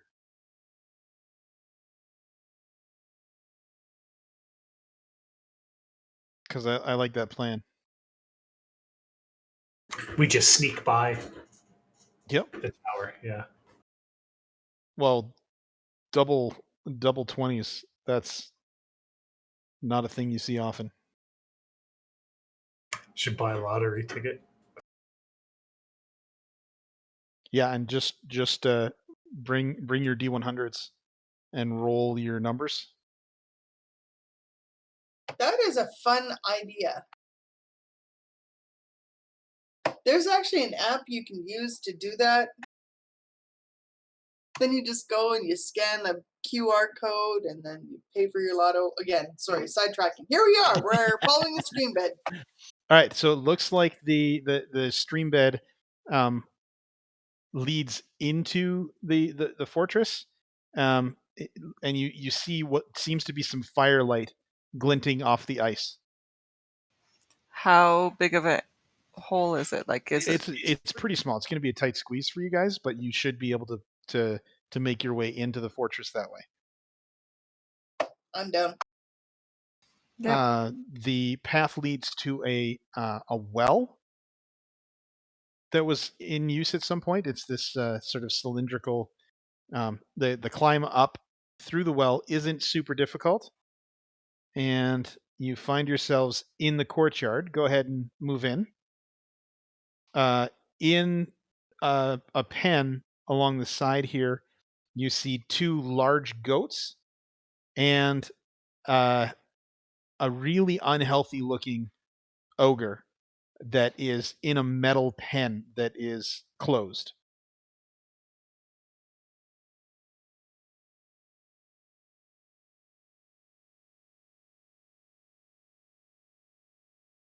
Hey, can I try a suggestion on him and see if we can get him to go and kill things?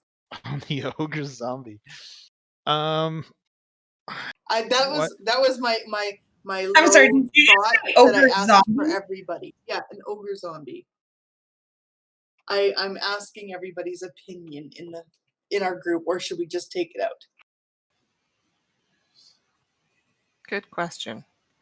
I would much rather not have things come up behind us to try and attack us later. If you're not careful how you word it, he may come for us later.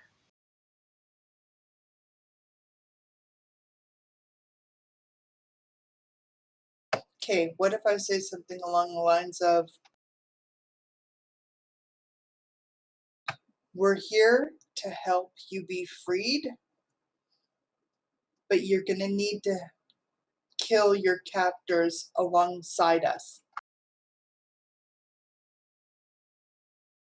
And he can become one of the party members. What do you guys think to that? Any thoughts? Ogre, stripper? So, But it's a zombie, right? Like, how much brain power does it have? Brains? You know, that's all he's thinking. we're friends, they're foe. They've got bigger brains. which, they're all psychic, so that might be true.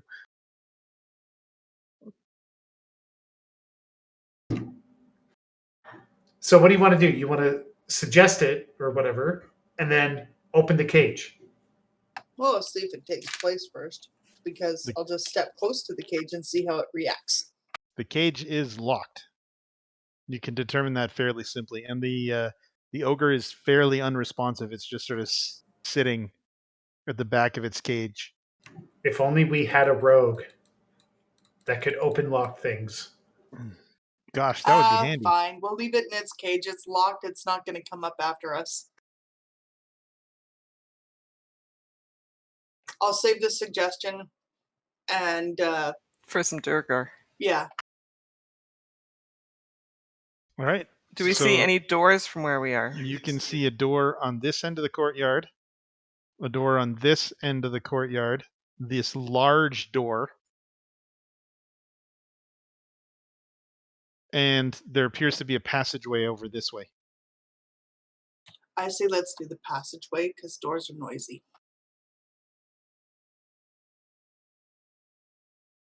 All right.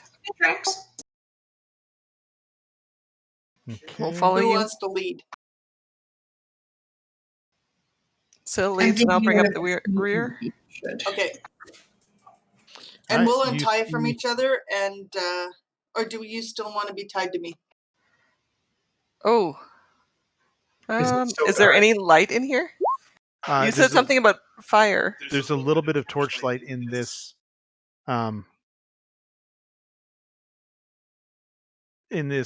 open vestibule foyer. Yeah. Dang it. the entry room of the fortress. But there's no other light otherwise. It appears the light is here for the goats that are huddled as far away from the ogre zombies they can get in this next cell. Yeah. Then All I think I'll like to stay tied to you if I can, just for Yeah. security. All right, Syl, as you step forward, you see a long room divided in the middle by 2 open doorways. It stands empty. In the far southwest corner, an iron lever sticks out of the wall. Oh, you So gotta over here. pull it. Run! It's gonna let the ogre out.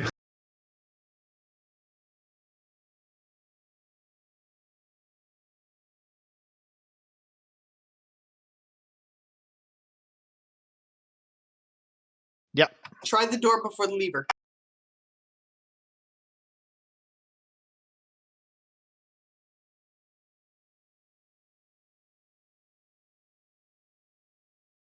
Yeah.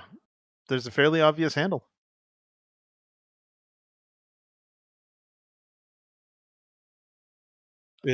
It feels cold. It's a door handle. All right, pull towards you. Describe what you're doing. In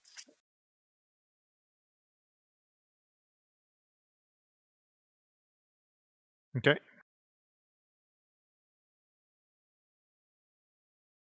Why There's would no they? pull or push sign.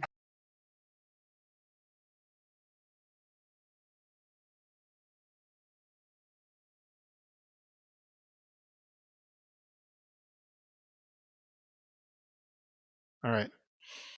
Um.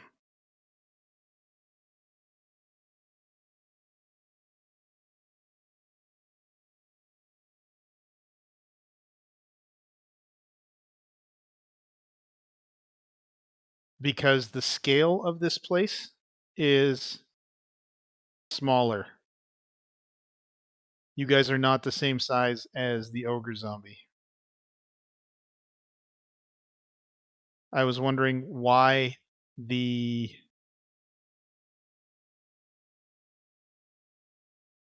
I know that's dumb. Just if the ogre gets out of his cage, just make the ogre bigger. Yeah, I think so.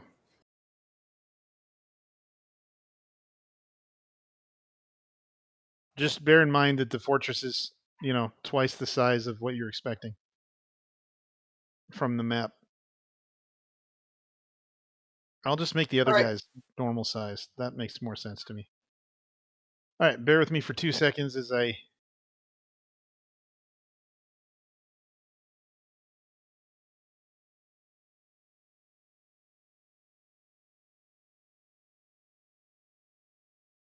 make some adjustments.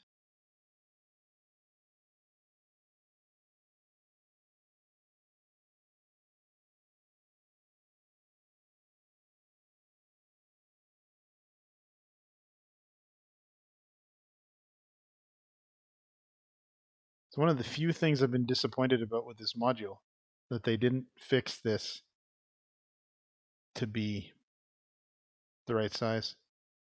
All right, so you reach down, you pull the door. As the door opens, you see inside a stone-carved bed and a desk occupy this drab room.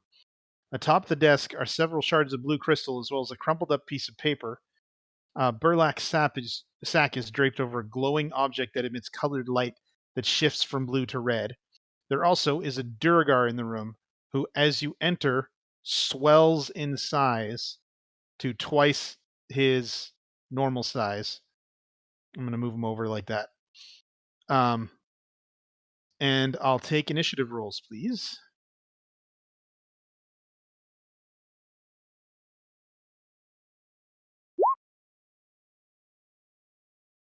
Do do do do do do.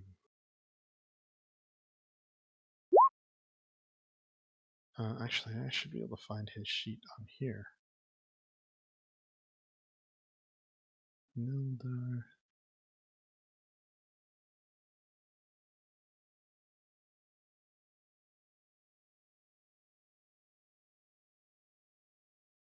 Beautiful.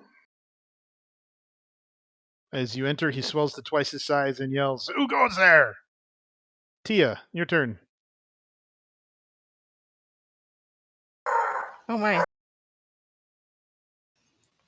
So I can enter the room? Yeah.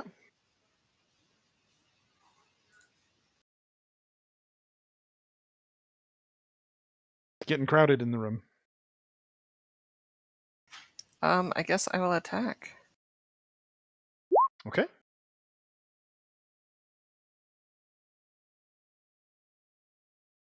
All right. You swing your glaive around and slash across the front of him, dealing 10 points of damage. Does a 14 hit? 14 does not hit. Good to know. Okay, so Tia slashes the growing Duragar with her glaive. Okarist, you hear a commotion in the room to your south. Yes, I do. And I'm going to step in and stab a guy. All right, you sneak in and stab a guy, just barely hitting him because he had some cover because of the door frame. You deal 3 points of damage. Would you like to do anything else? I would like to inspire heals. This is a very Heals. crowded room. Yeah. Is that heals or dripper that I inspired there? You inspired Heals. me. Good. Heals, you are inspired. Syl, your turn.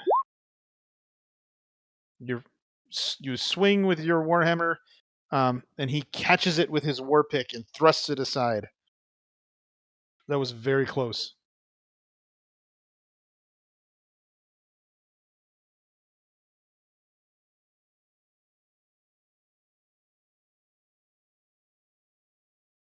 All right, Dripper. I can't reach him, so I guess I'll shoot an arrow at him. Beautiful. Yes. You can stand in someone else's spot, and if you step forward into my spot, I'll step back. Yeah, if you'd rather use your knife, you could use your knife. No, it's okay. It's okay. We'll keep you guys up in the front lines. I have a 10-foot reach, is all. Oh, okay. Yeah, then let's trade spots.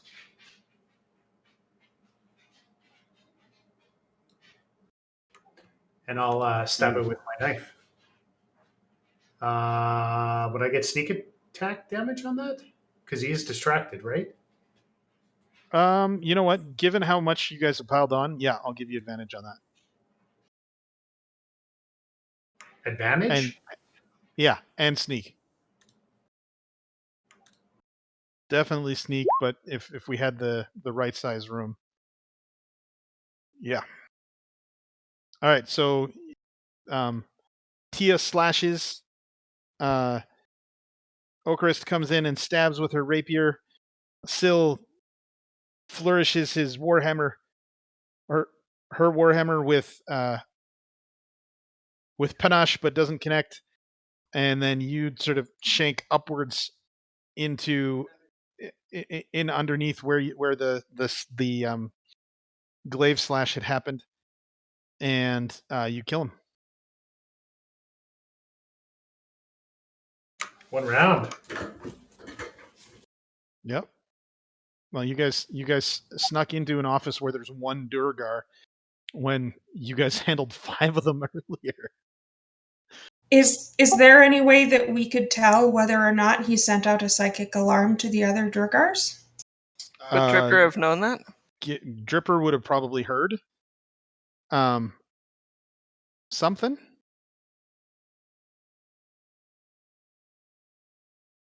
Doesn't seem to have.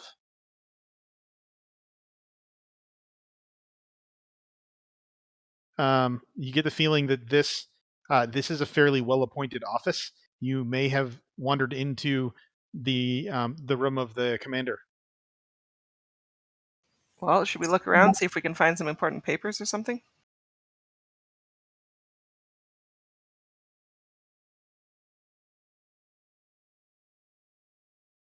All right.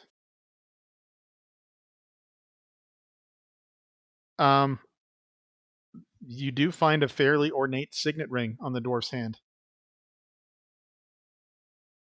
On the ring is a white, sort of crystalline-looking dragon's head. Would I have known it, or would the history? Given that you guys are not from here, go ahead and give it a try, but it's the DC's really high.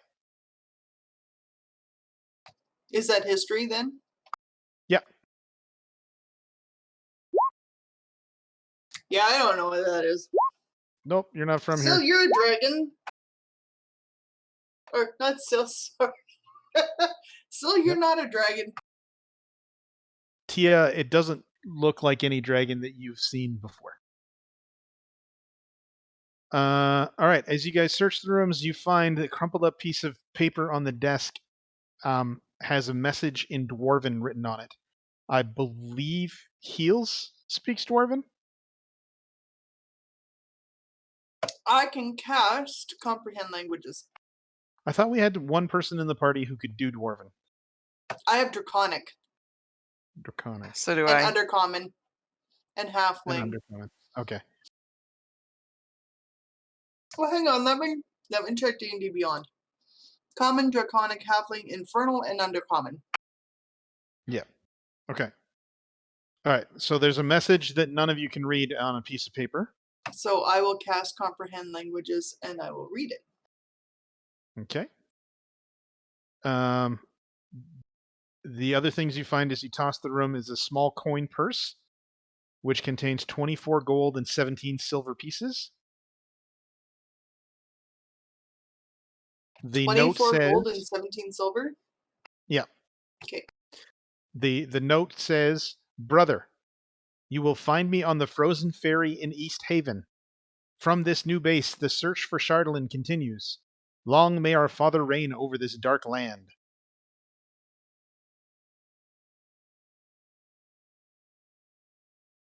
All right, everybody gets 4 gold. I'll put the silver with the silver in the group loot.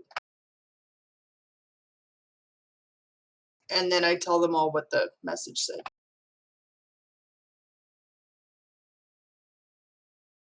You also find on his desk 3 dagger-sized pieces of Chardalyn. These do not give you a creepy feeling. These are non-magical. Like they don't. I don't feel comfort from these. These are weird. They're obviously crystalline in nature, but they feel sort of pliable the way gold does.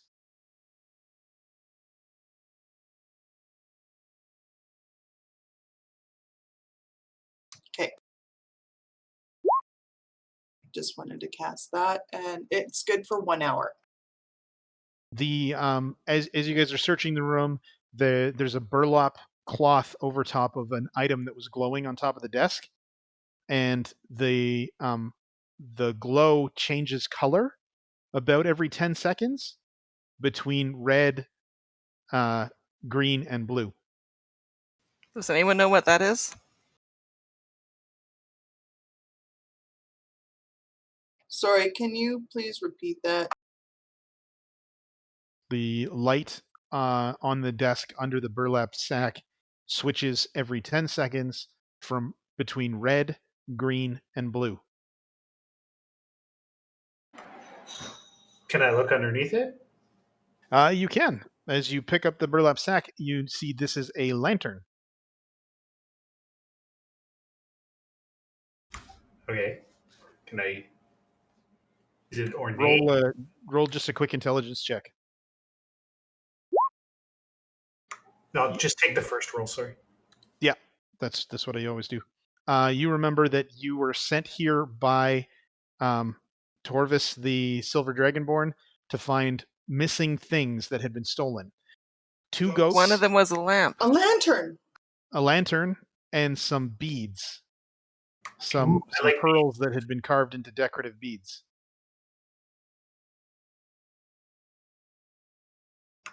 Okay, into the bag of holding. Yeah, I'll throw it in the bag.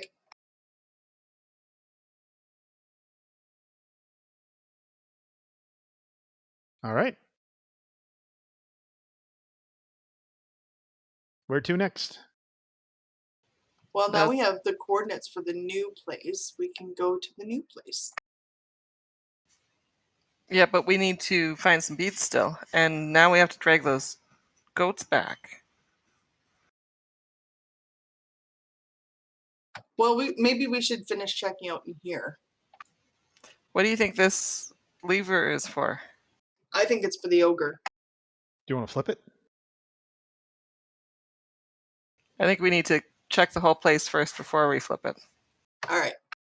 What do you guys If we think? can't get somewhere, then we'll try it. Okay. So when you guys are done exploring, I'll tell you what the lever does. Left or right? I'm gonna go counterclockwise and go to this door. All right. Is the rest of the party gonna go with you?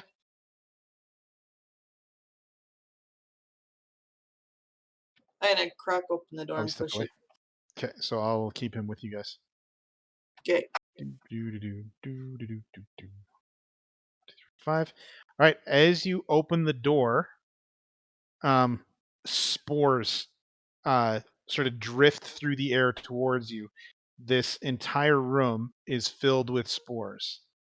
I shut the door and say, "There's some weird spory stuff, and it's like it's got a conscious, and it was coming to the door. So I closed it really quickly. Should we go in and take a look, or should we just leave it be?" Well, you have a better understanding of plants than the rest of us, so I think that you tell us. Definitely hold your breath. Yeah, don't breathe in.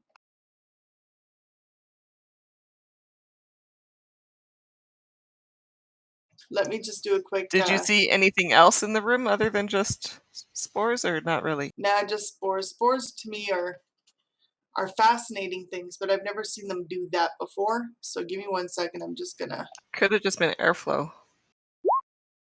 Could have been. You've never seen spores intelligently, like move under their own power. I think So you're there's something guessing in it there controlling it. probably has something to do with Yeah.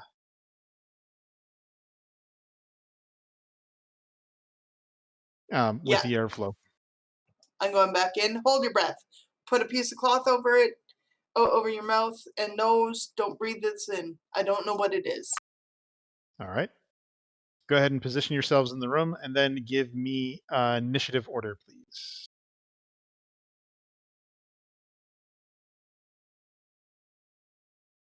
I'm gonna add my.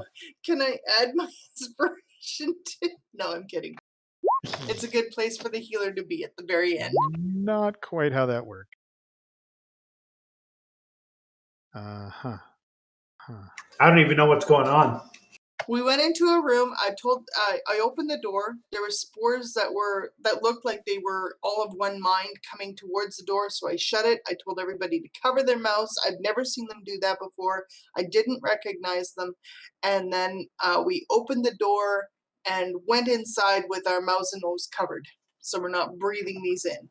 Oh, no, I mean, I rolled a 1 on my initiative, and I don't even know what. He's got no clue what's going on. Okay. You're thinking of that lever, aren't you?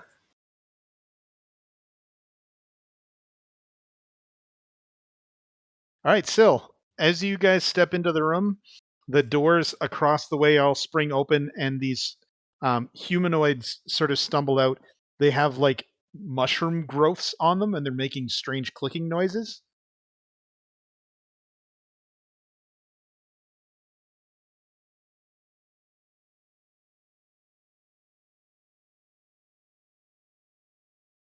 Or Give me, communication? give me a nature roll.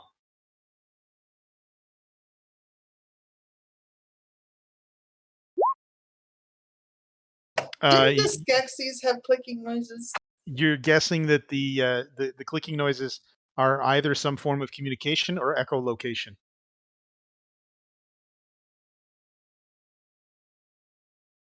Have you played Last of Us?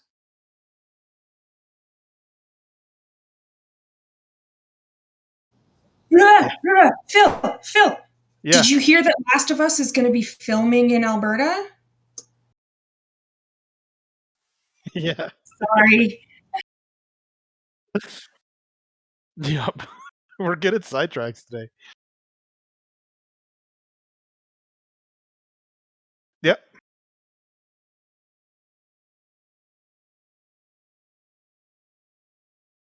Okay. The creatures all sort of lean back, and bring up what used to be hands that are sort of blade shaped at this point. They don't appear friendly.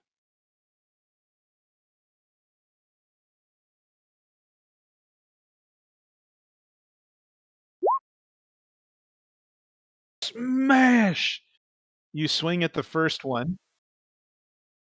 Um, and this thing, as you connect with your warhammer, it sort of caves in on itself. You can see the inside of this creature is filled with spores as well. Looks like its body has been sort of compromised by this sort of fungal growth. And no, wrong one. And you collapse it. Your warhammer sort of punches straight through, filling the air with more spores as it collapses to the ground.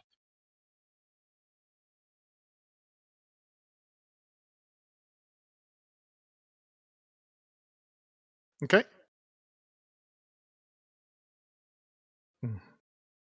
All right. The spore creatures, as you say hello, sort of race towards you. Dripper, you can have an attack of opportunity on this one as it runs by.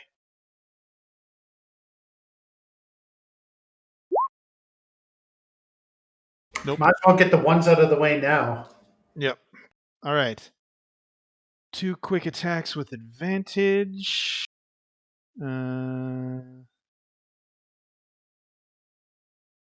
we are. And they sort of charge at you with both hands that are sort of shaped into weird looking spear type implements. So first attack with advantage, second attack with advantage, and then 2 without advantage where we just take the first roll.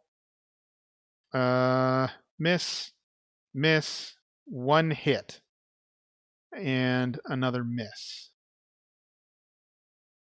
And that's a d8 plus 1 damage. So Syl, you take 2 points of piercing damage as one of these things stabs you. Okarist.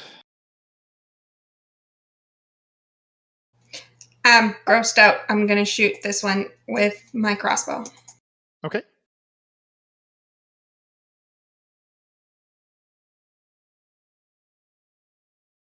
I am not a good shot.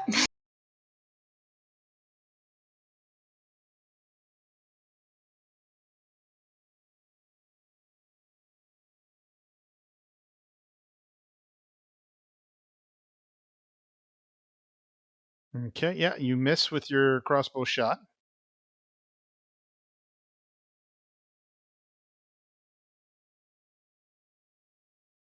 Anything else? Nope. All right, Tia, your turn. All right, I'm going to use my glaive on the second one. How's that? That's going to hit on the second one. Okay. You discover the same thing that Syl had discovered as you whip your glaive through the air and carve through this creature. You collapse it dead on the ground. And then I'm going to kick the one right in front of me into that space. Solid kick. The creature does not immediately collapse, but it does take some damage. Dripper, your turn.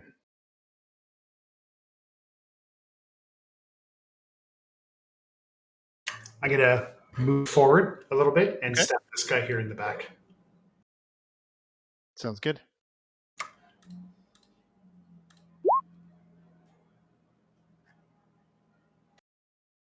Yep. Then you stab him, and he collapses dead to the ground. And it is. I'm gonna use my cunning action, actually, or like the rest of my movement, and just kind of like move away Yeah. from them. Maybe like move Not a towards problem because the there's door or there's something. nothing you're in range of. All right, Heels, your turn. Most of these creatures are lying on the ground, destroyed.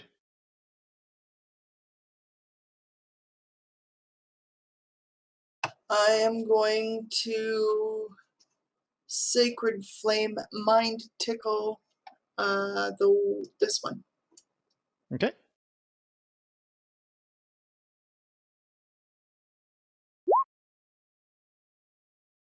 Dex save.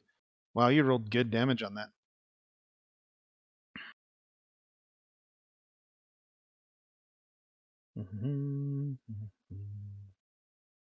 Dexterity saving throw. Fails.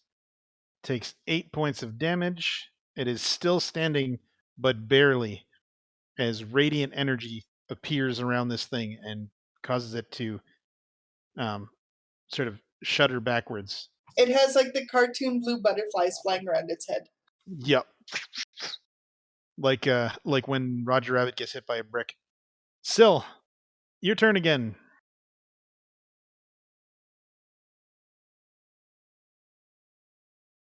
Okay. Smash! Wow, that was max damage. Another beautiful hit as this thing is just carved into tiny pieces. Yep. Oh yeah. Well, it breaks into pieces as you smash through it with your warhammer almost cutting through it like a blade. A really big, blunt blade.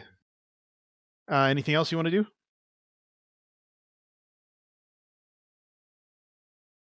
All right. Hey, we're working on that. This other spore servant is going to attack you. And its attack is a 22 to hit, which will hit. You take another 2 points of piercing damage as it stabs you. And it is now Okarist's turn. Yeah, I'm gonna move here, and then I'm gonna stab it. All right. It is enveloped in a cloud of mist, making its next attack have disadvantage as you do not connect. I'll survive that long. Tia. I'll move forward Okay. here. Take And a step forward wave. and just carve this thing into like 3 pieces as you just whoosh, whoosh. Actually, sorry. Why don't you describe the kill? That's good, dear. I don't mind. Okay. I believe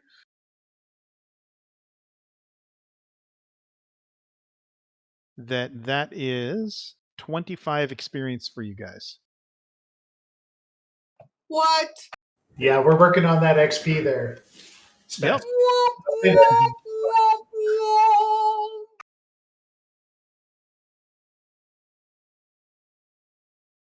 I have 3, 4, 8, 5.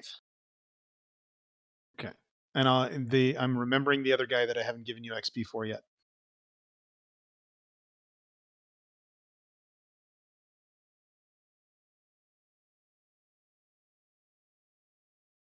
Yeah, 5 is a huge leap, huh?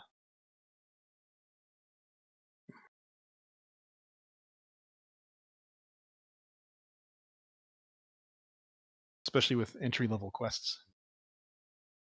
All right. You don't seem to see a source for the spores in this room, other than that these creatures have been infested by. Are the spores still floating around the room now that these guys are? The spores seem to be decreasing in density now. I'll gently whisper, Heals.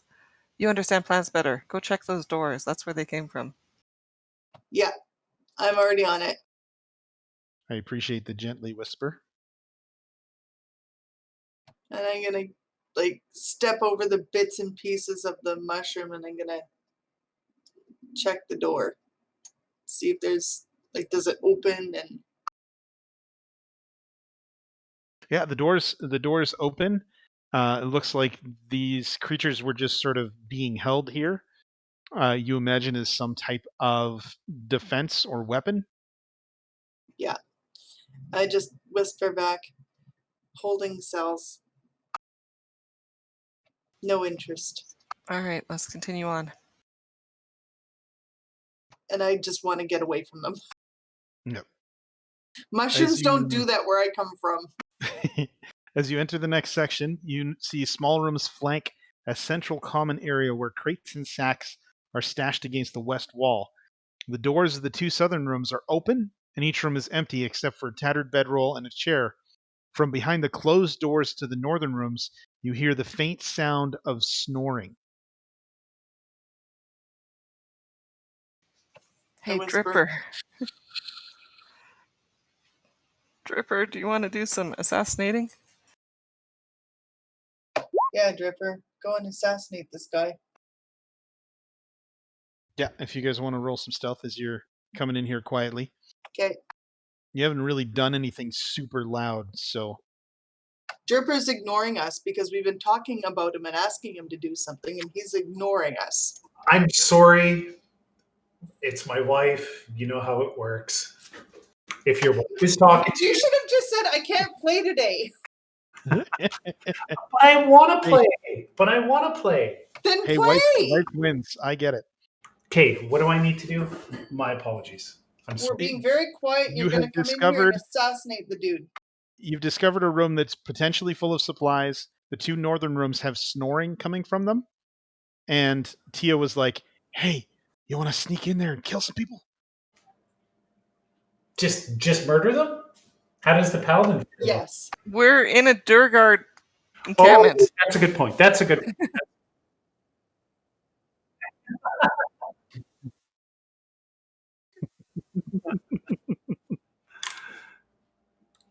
If they're not Durgard or spore creatures, then make a decision. But I think you're safe.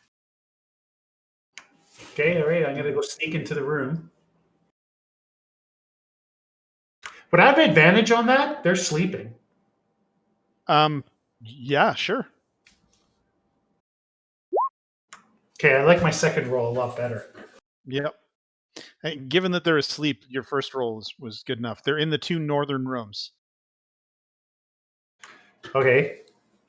So I guess I drag my dagger across his throat. Given that he's asleep, it's an automatic critical hit. So roll me a just roll me 2 of your attacks. Well, it'd be like that, right? And then it'd be Yeah, but you'd Another- have advantage. I need another D4 and another 2D6.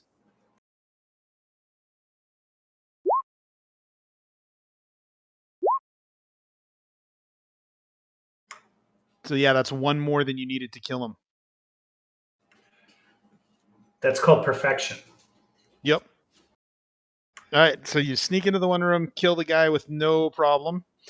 Give me another roll on the next guy. Okay.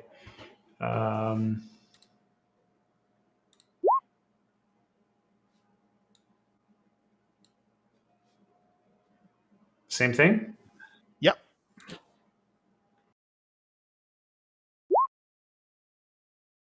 Okay, and then another D4.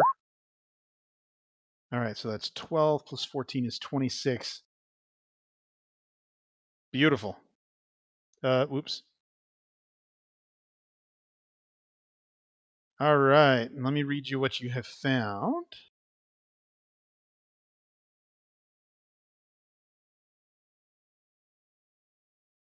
All right. As you search, so the two Durgar don't have anything in their rooms, other than the armor that they're sleeping in. They have war picks and shields. But the storeroom that you're searching has crates and sacks, um, basic supplies including blankets, rations, 2 coils of hempen rope, and some other sort of basic survival equipment. But one small sack holds 25 pearls carved into decorative beads. Another sack contains 3 daggers and a set of woodcarver's tools. And another sack contains a set of navigator's tools, fishing tackle, and a potion of healing. You also find 73 pieces of silver.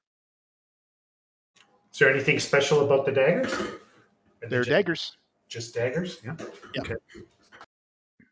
Are you secreting them about your person? If they're just daggers, no. I mean, I have like, You have a nice one. yeah. You could throw these and then not worry about picking them up. If you throw them off a cliff or they get lost in the woods or whatever. Yeah, that's a good point. That's a good point. Okay, all right. I'll just throw them in my, I don't know, under my Throwing daggers. here. I'll put the pearls that are carved into beads with the lantern. Okay. Because those are returnable items. So things that could be claimed. Woodcarver's tools. Does anyone want to claim that?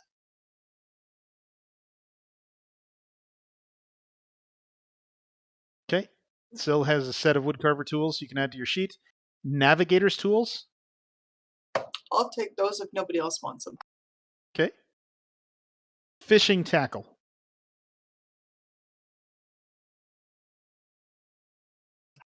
And again, I'll take those to go with the navigation tools if nobody else wants them. Okay. Regular potion of healing. Somebody else should have it in case I go down. I can take it. Nobody else wants it? Okay. And then you already have the 73 silver in group loot? Okay. I'm going to refill my rations out of the basic supply crates. Mm-hmm. It's not a bad idea. The rations that are in here are weird. It's sort of mushroom-centric. Sort of speaks of sort of an underdark source for the food. Okay, I'm going to take them, but I'm not going to use them. I want to use them for experimental purposes when we get back. Okay. Sounds good. And I will give a warning to everybody else. I don't know what these will do to you. I don't want to end up like the mushroom men we killed. We're worth more XP than that.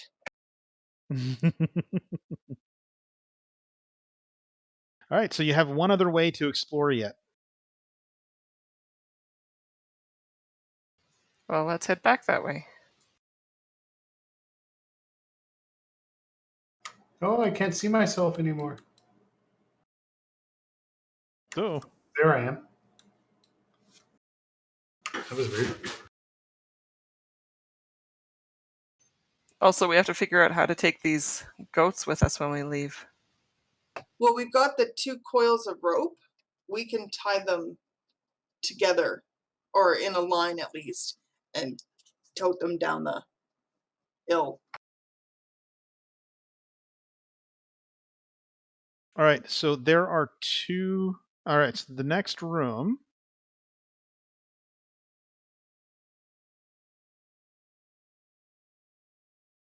The door opens into a large, nearly empty room. Snow has drifted into the corners, and frost covers the stone walls. 3 barred openings overlook the snow-covered grounds outside the stronghold. There is a single Durgar in this room. I don't think we're going to roll this combat because you guys versus one Duragar is A joke. absolute murder. I just did that. Is he The other one. sleeping like the other ones? No, this one is watching out into the valley, trying to be a good guard. I think you missed something. You guys absolutely destroy this creature.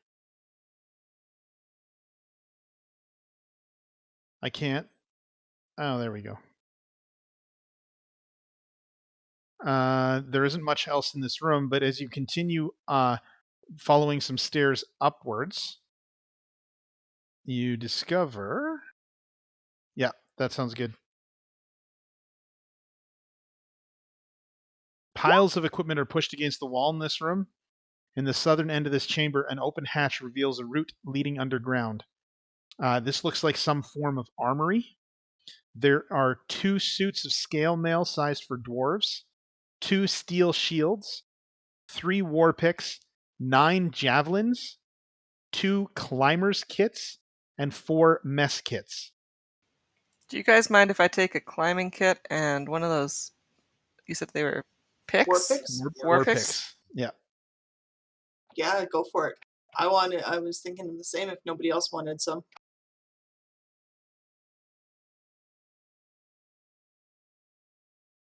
Are you guys leaving anything behind? Not really. I'll take everything that nobody else wants because we can just sell it. So I'll read through that again. If you want something, say something. 2 suits of scale mail sized for dwarves, 2 steel shields, 3 war picks, 9 javelins, 2 climbers kits, and 4 mess kits. Sorry, how many muskets? 4. And claimed so far is 1 of the war picks and a climber's kit. So if you're putting stuff into a group, it's a climber's kit, 2 war picks, 9 javelins, 2 steel shields, the 4 mess kits, and 2 suits of scale mail sized for dwarves. Got it. I'm good. I don't need anything out of there. All right.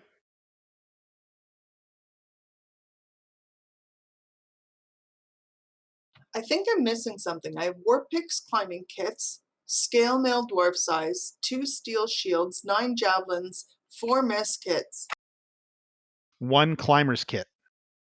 1 climbing kit. The underground tunnel, there's a shaft that descends with a ladder in it, and it leads to that bunker where you guys absolutely murder the last Durgar in the outpost. Awesome. All right, so the rest of the XP for this place is another 290 experience.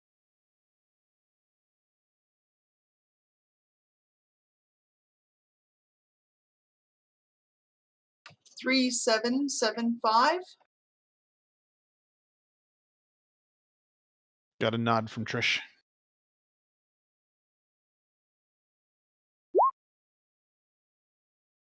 All right, let me pull up the town.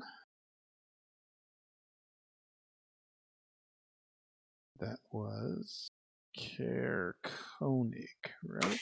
So we have everything now we can bring back to Buddy, right? Yeah. Correct.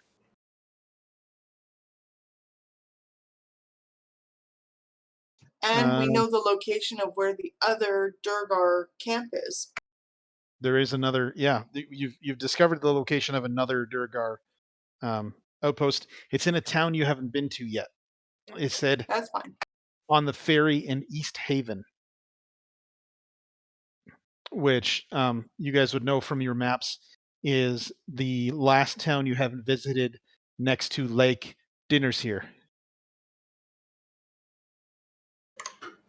Dinner's here. Yeah, like dinner's here.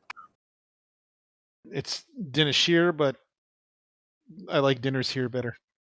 I dyslexically read it wrong, so that's fine. I will throw the main map back up for you guys real quick.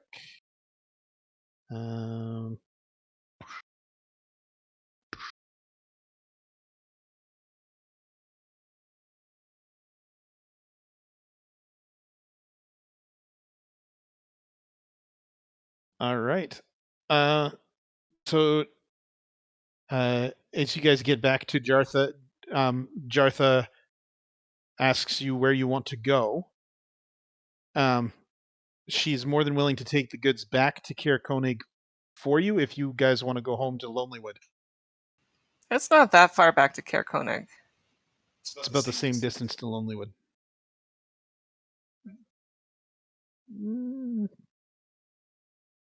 Say half again.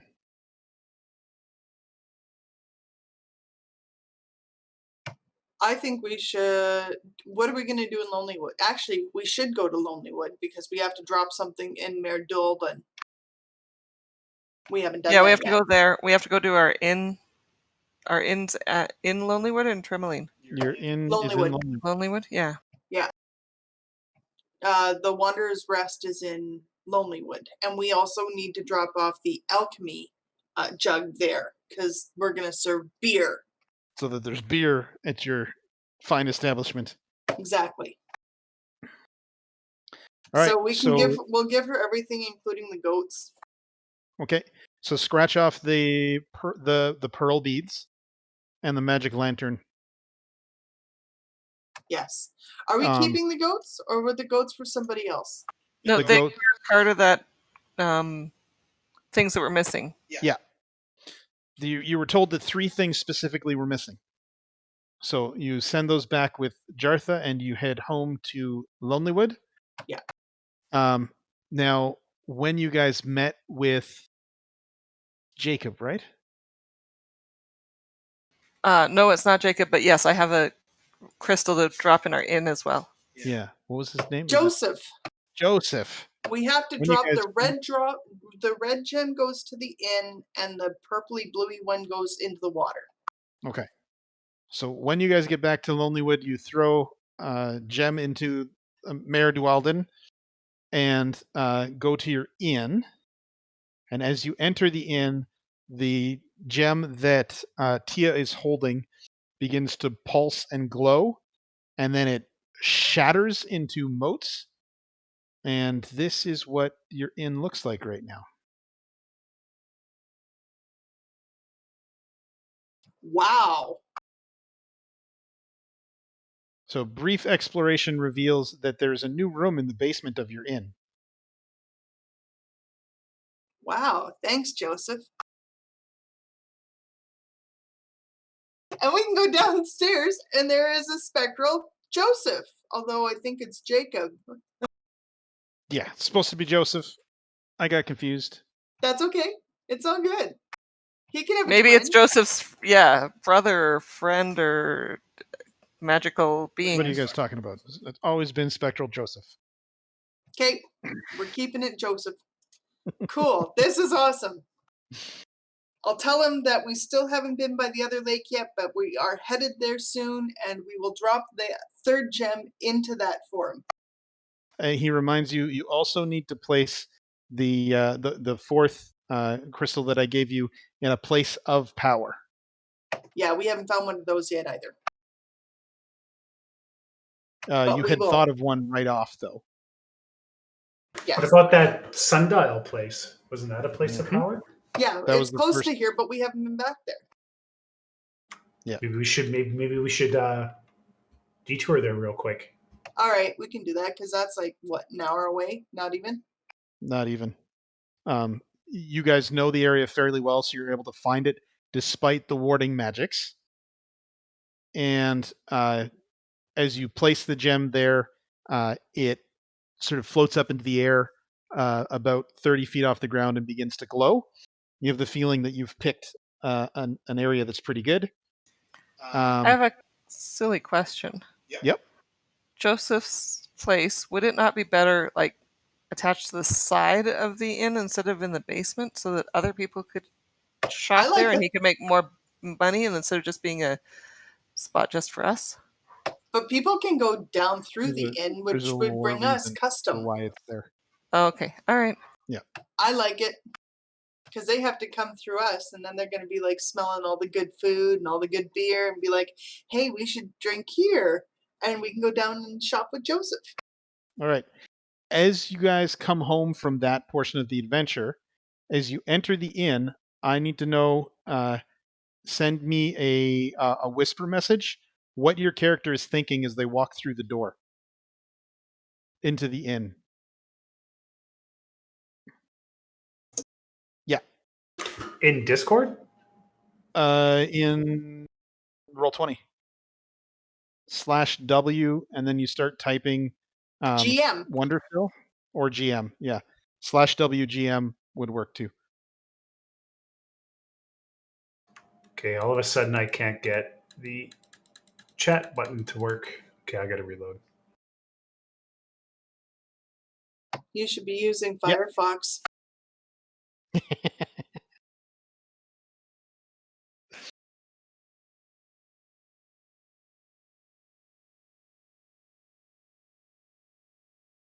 Yeah.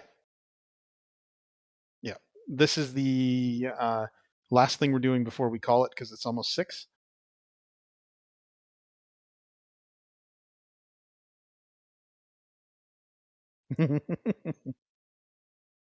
All right. Dripper, you open the door, and it is the Traveler's Rest, and you are quite happy to be in. There is definitely fish available for you. My thing did not work, so everybody sees. Nope. I don't see anything. No? No? Okay. Never mind. /W space GM space your message. /W space GM space? Okay.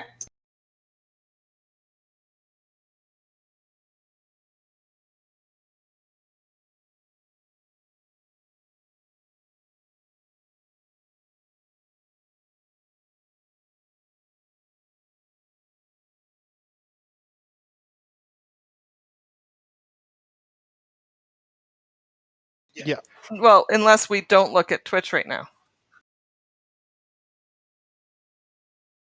So what Just- you messaged to me will be visible, but that's okay. But just to our viewers. Okay. So Okrist, you come into the inn. It's warm and welcoming, and you head over.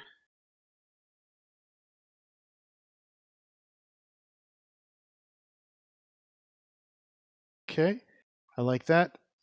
Tia, as you step through the door of the inn, you find that you are downstairs in Jacob's store, Joseph's store. Joseph. Joseph's store. I just get teleported downstairs, You so I just- don't know you- where I am then. you- I was you open walking the into door. the inn. Oh, you explored earlier, so Oh, you know okay. that this is I know. Joseph's store. But you open the front door of the inn and find yourself in Joseph's store. All right.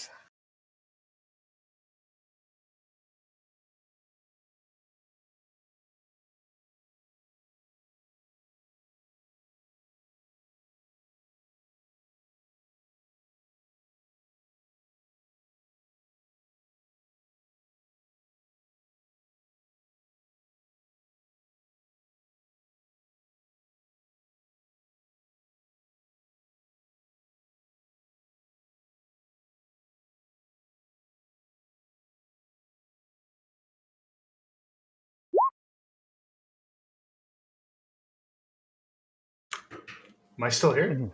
Oh, yeah, there we go. Yep. It's like, what's going on? It's so quiet.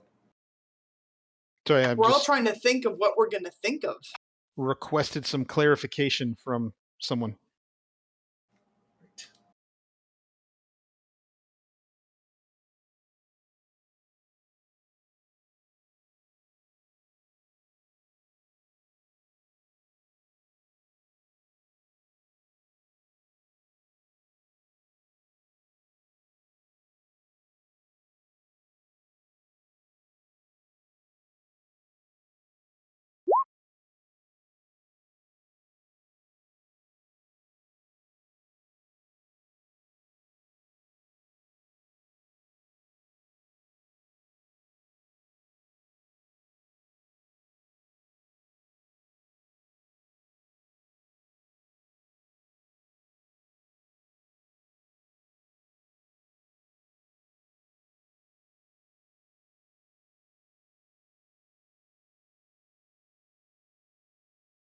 heals as you come through the door. It is warm and welcoming.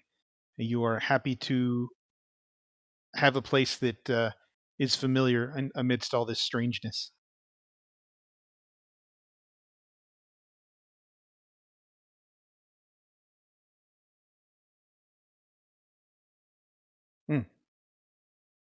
What were you? That's cool.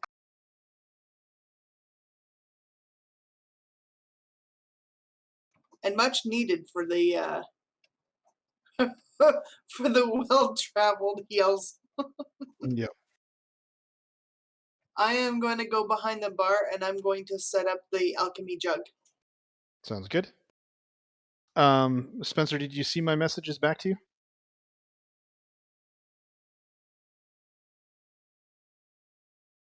Okay. I'm going to set it up probably over here, somewhere on this table by the keg or something. I will drop it Sounds off and let the When server know. You teach your staff how to use it, Yeah, and they begin Sandhar. serving beer.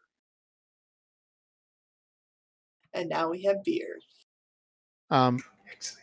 So you can mark in your notes that when you're rolling for to see how the business did, you can roll with advantage. Okay.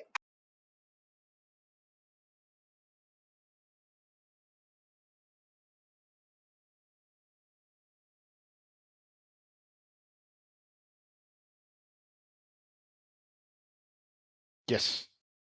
Yep. Oakrist tucks into the beer as it's being served.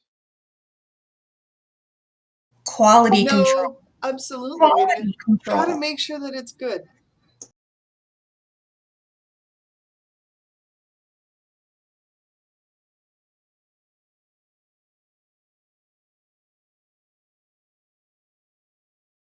Not quite sure what Sill's thinking because I've asked for a clarification. That's what we're waiting on. If you're wondering. I know it's Syl because Syl's typing away like a mad thing. Okay. Beautiful. Yeah. Dripper. We had the Dripper interaction first.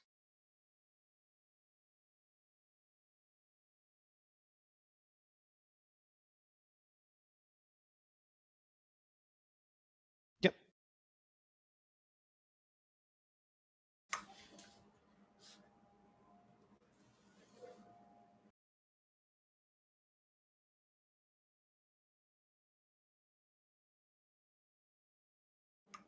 I don't have a room.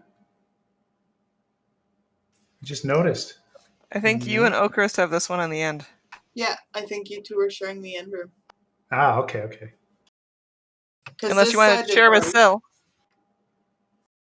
No, it doesn't matter.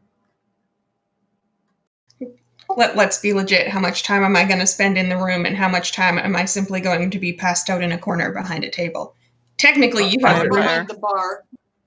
Under the table. Although Sandhar has strict rules to make sure that if you are passed out, he will bring you up to your room. You will always wake up in your bed.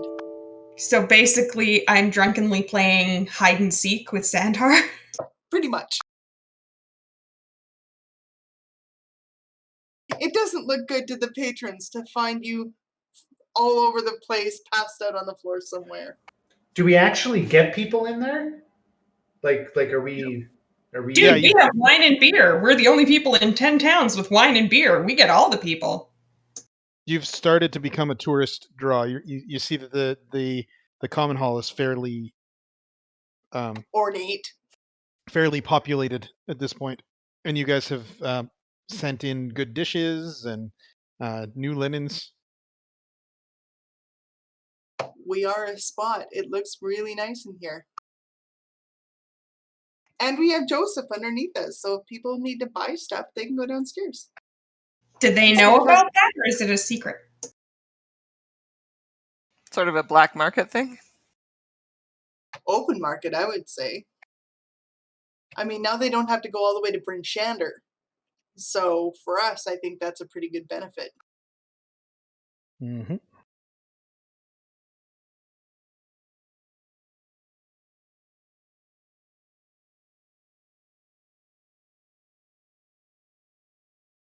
I also need to go and find somebody who can buy some of this stuff off of us. Yeah, we've got a lot of weapons and armor to get rid of, huh? All right, Syl, Yeah. you enter the inn. It is warm. It is comforting. It's nice to have a place to call your own. You are home. Okay, so what are we going to do about the other inn that we have up there? We're gonna do the same thing to it. Yeah, we're gonna hire people to run it for us when we're not around. When we get rich enough, we'll make out another deal with Joseph to see if we can get another jug of alchemy, and if we have to do any tasks for him for that, we can do that, and again expand that menu. Get another place up and going. Exactly. All right. So I think this is where we're going to call it. Are we good for next week? I think we should buy a couple jugs of alchemy, not just one. Maybe we'll get a better deal. True. If we can start a couple places, that's fine, and if we can't, we can double them up in our inns. Yeah. Oh, exactly. Yeah. Steve, you might not have been around, but when we talked about this the first time, but Trish and I are spending some time with our in-laws for the first time in 8 months. So I don't think we're going to do another session tomorrow. Okay, Next week. that's good. There's nothing wrong with next week for us, I don't Yeah. think. Yeah, All right. I don't have a problem with next week either. Yeah. We so far we've tended to be starting around 2:30. So I think let's make 2:30 our official start time anyhow, Okay. if that sounds good for everybody. I like it. All right. Yeah. Today was last minute notice on heading out to Millet. So, yeah. No worries. Dogs are important. They are fur babies and emotional supports, and All right. Well, thanks for playing, and if anyone's watching, thanks for watching. We'll Thank be you. doing this again next week. See you later. Okay. Have a good night, guys. have a good Bye. night. Bye. Bye. Now I'm gonna go and get my body. It's out dead at Chris's place, so here we go again.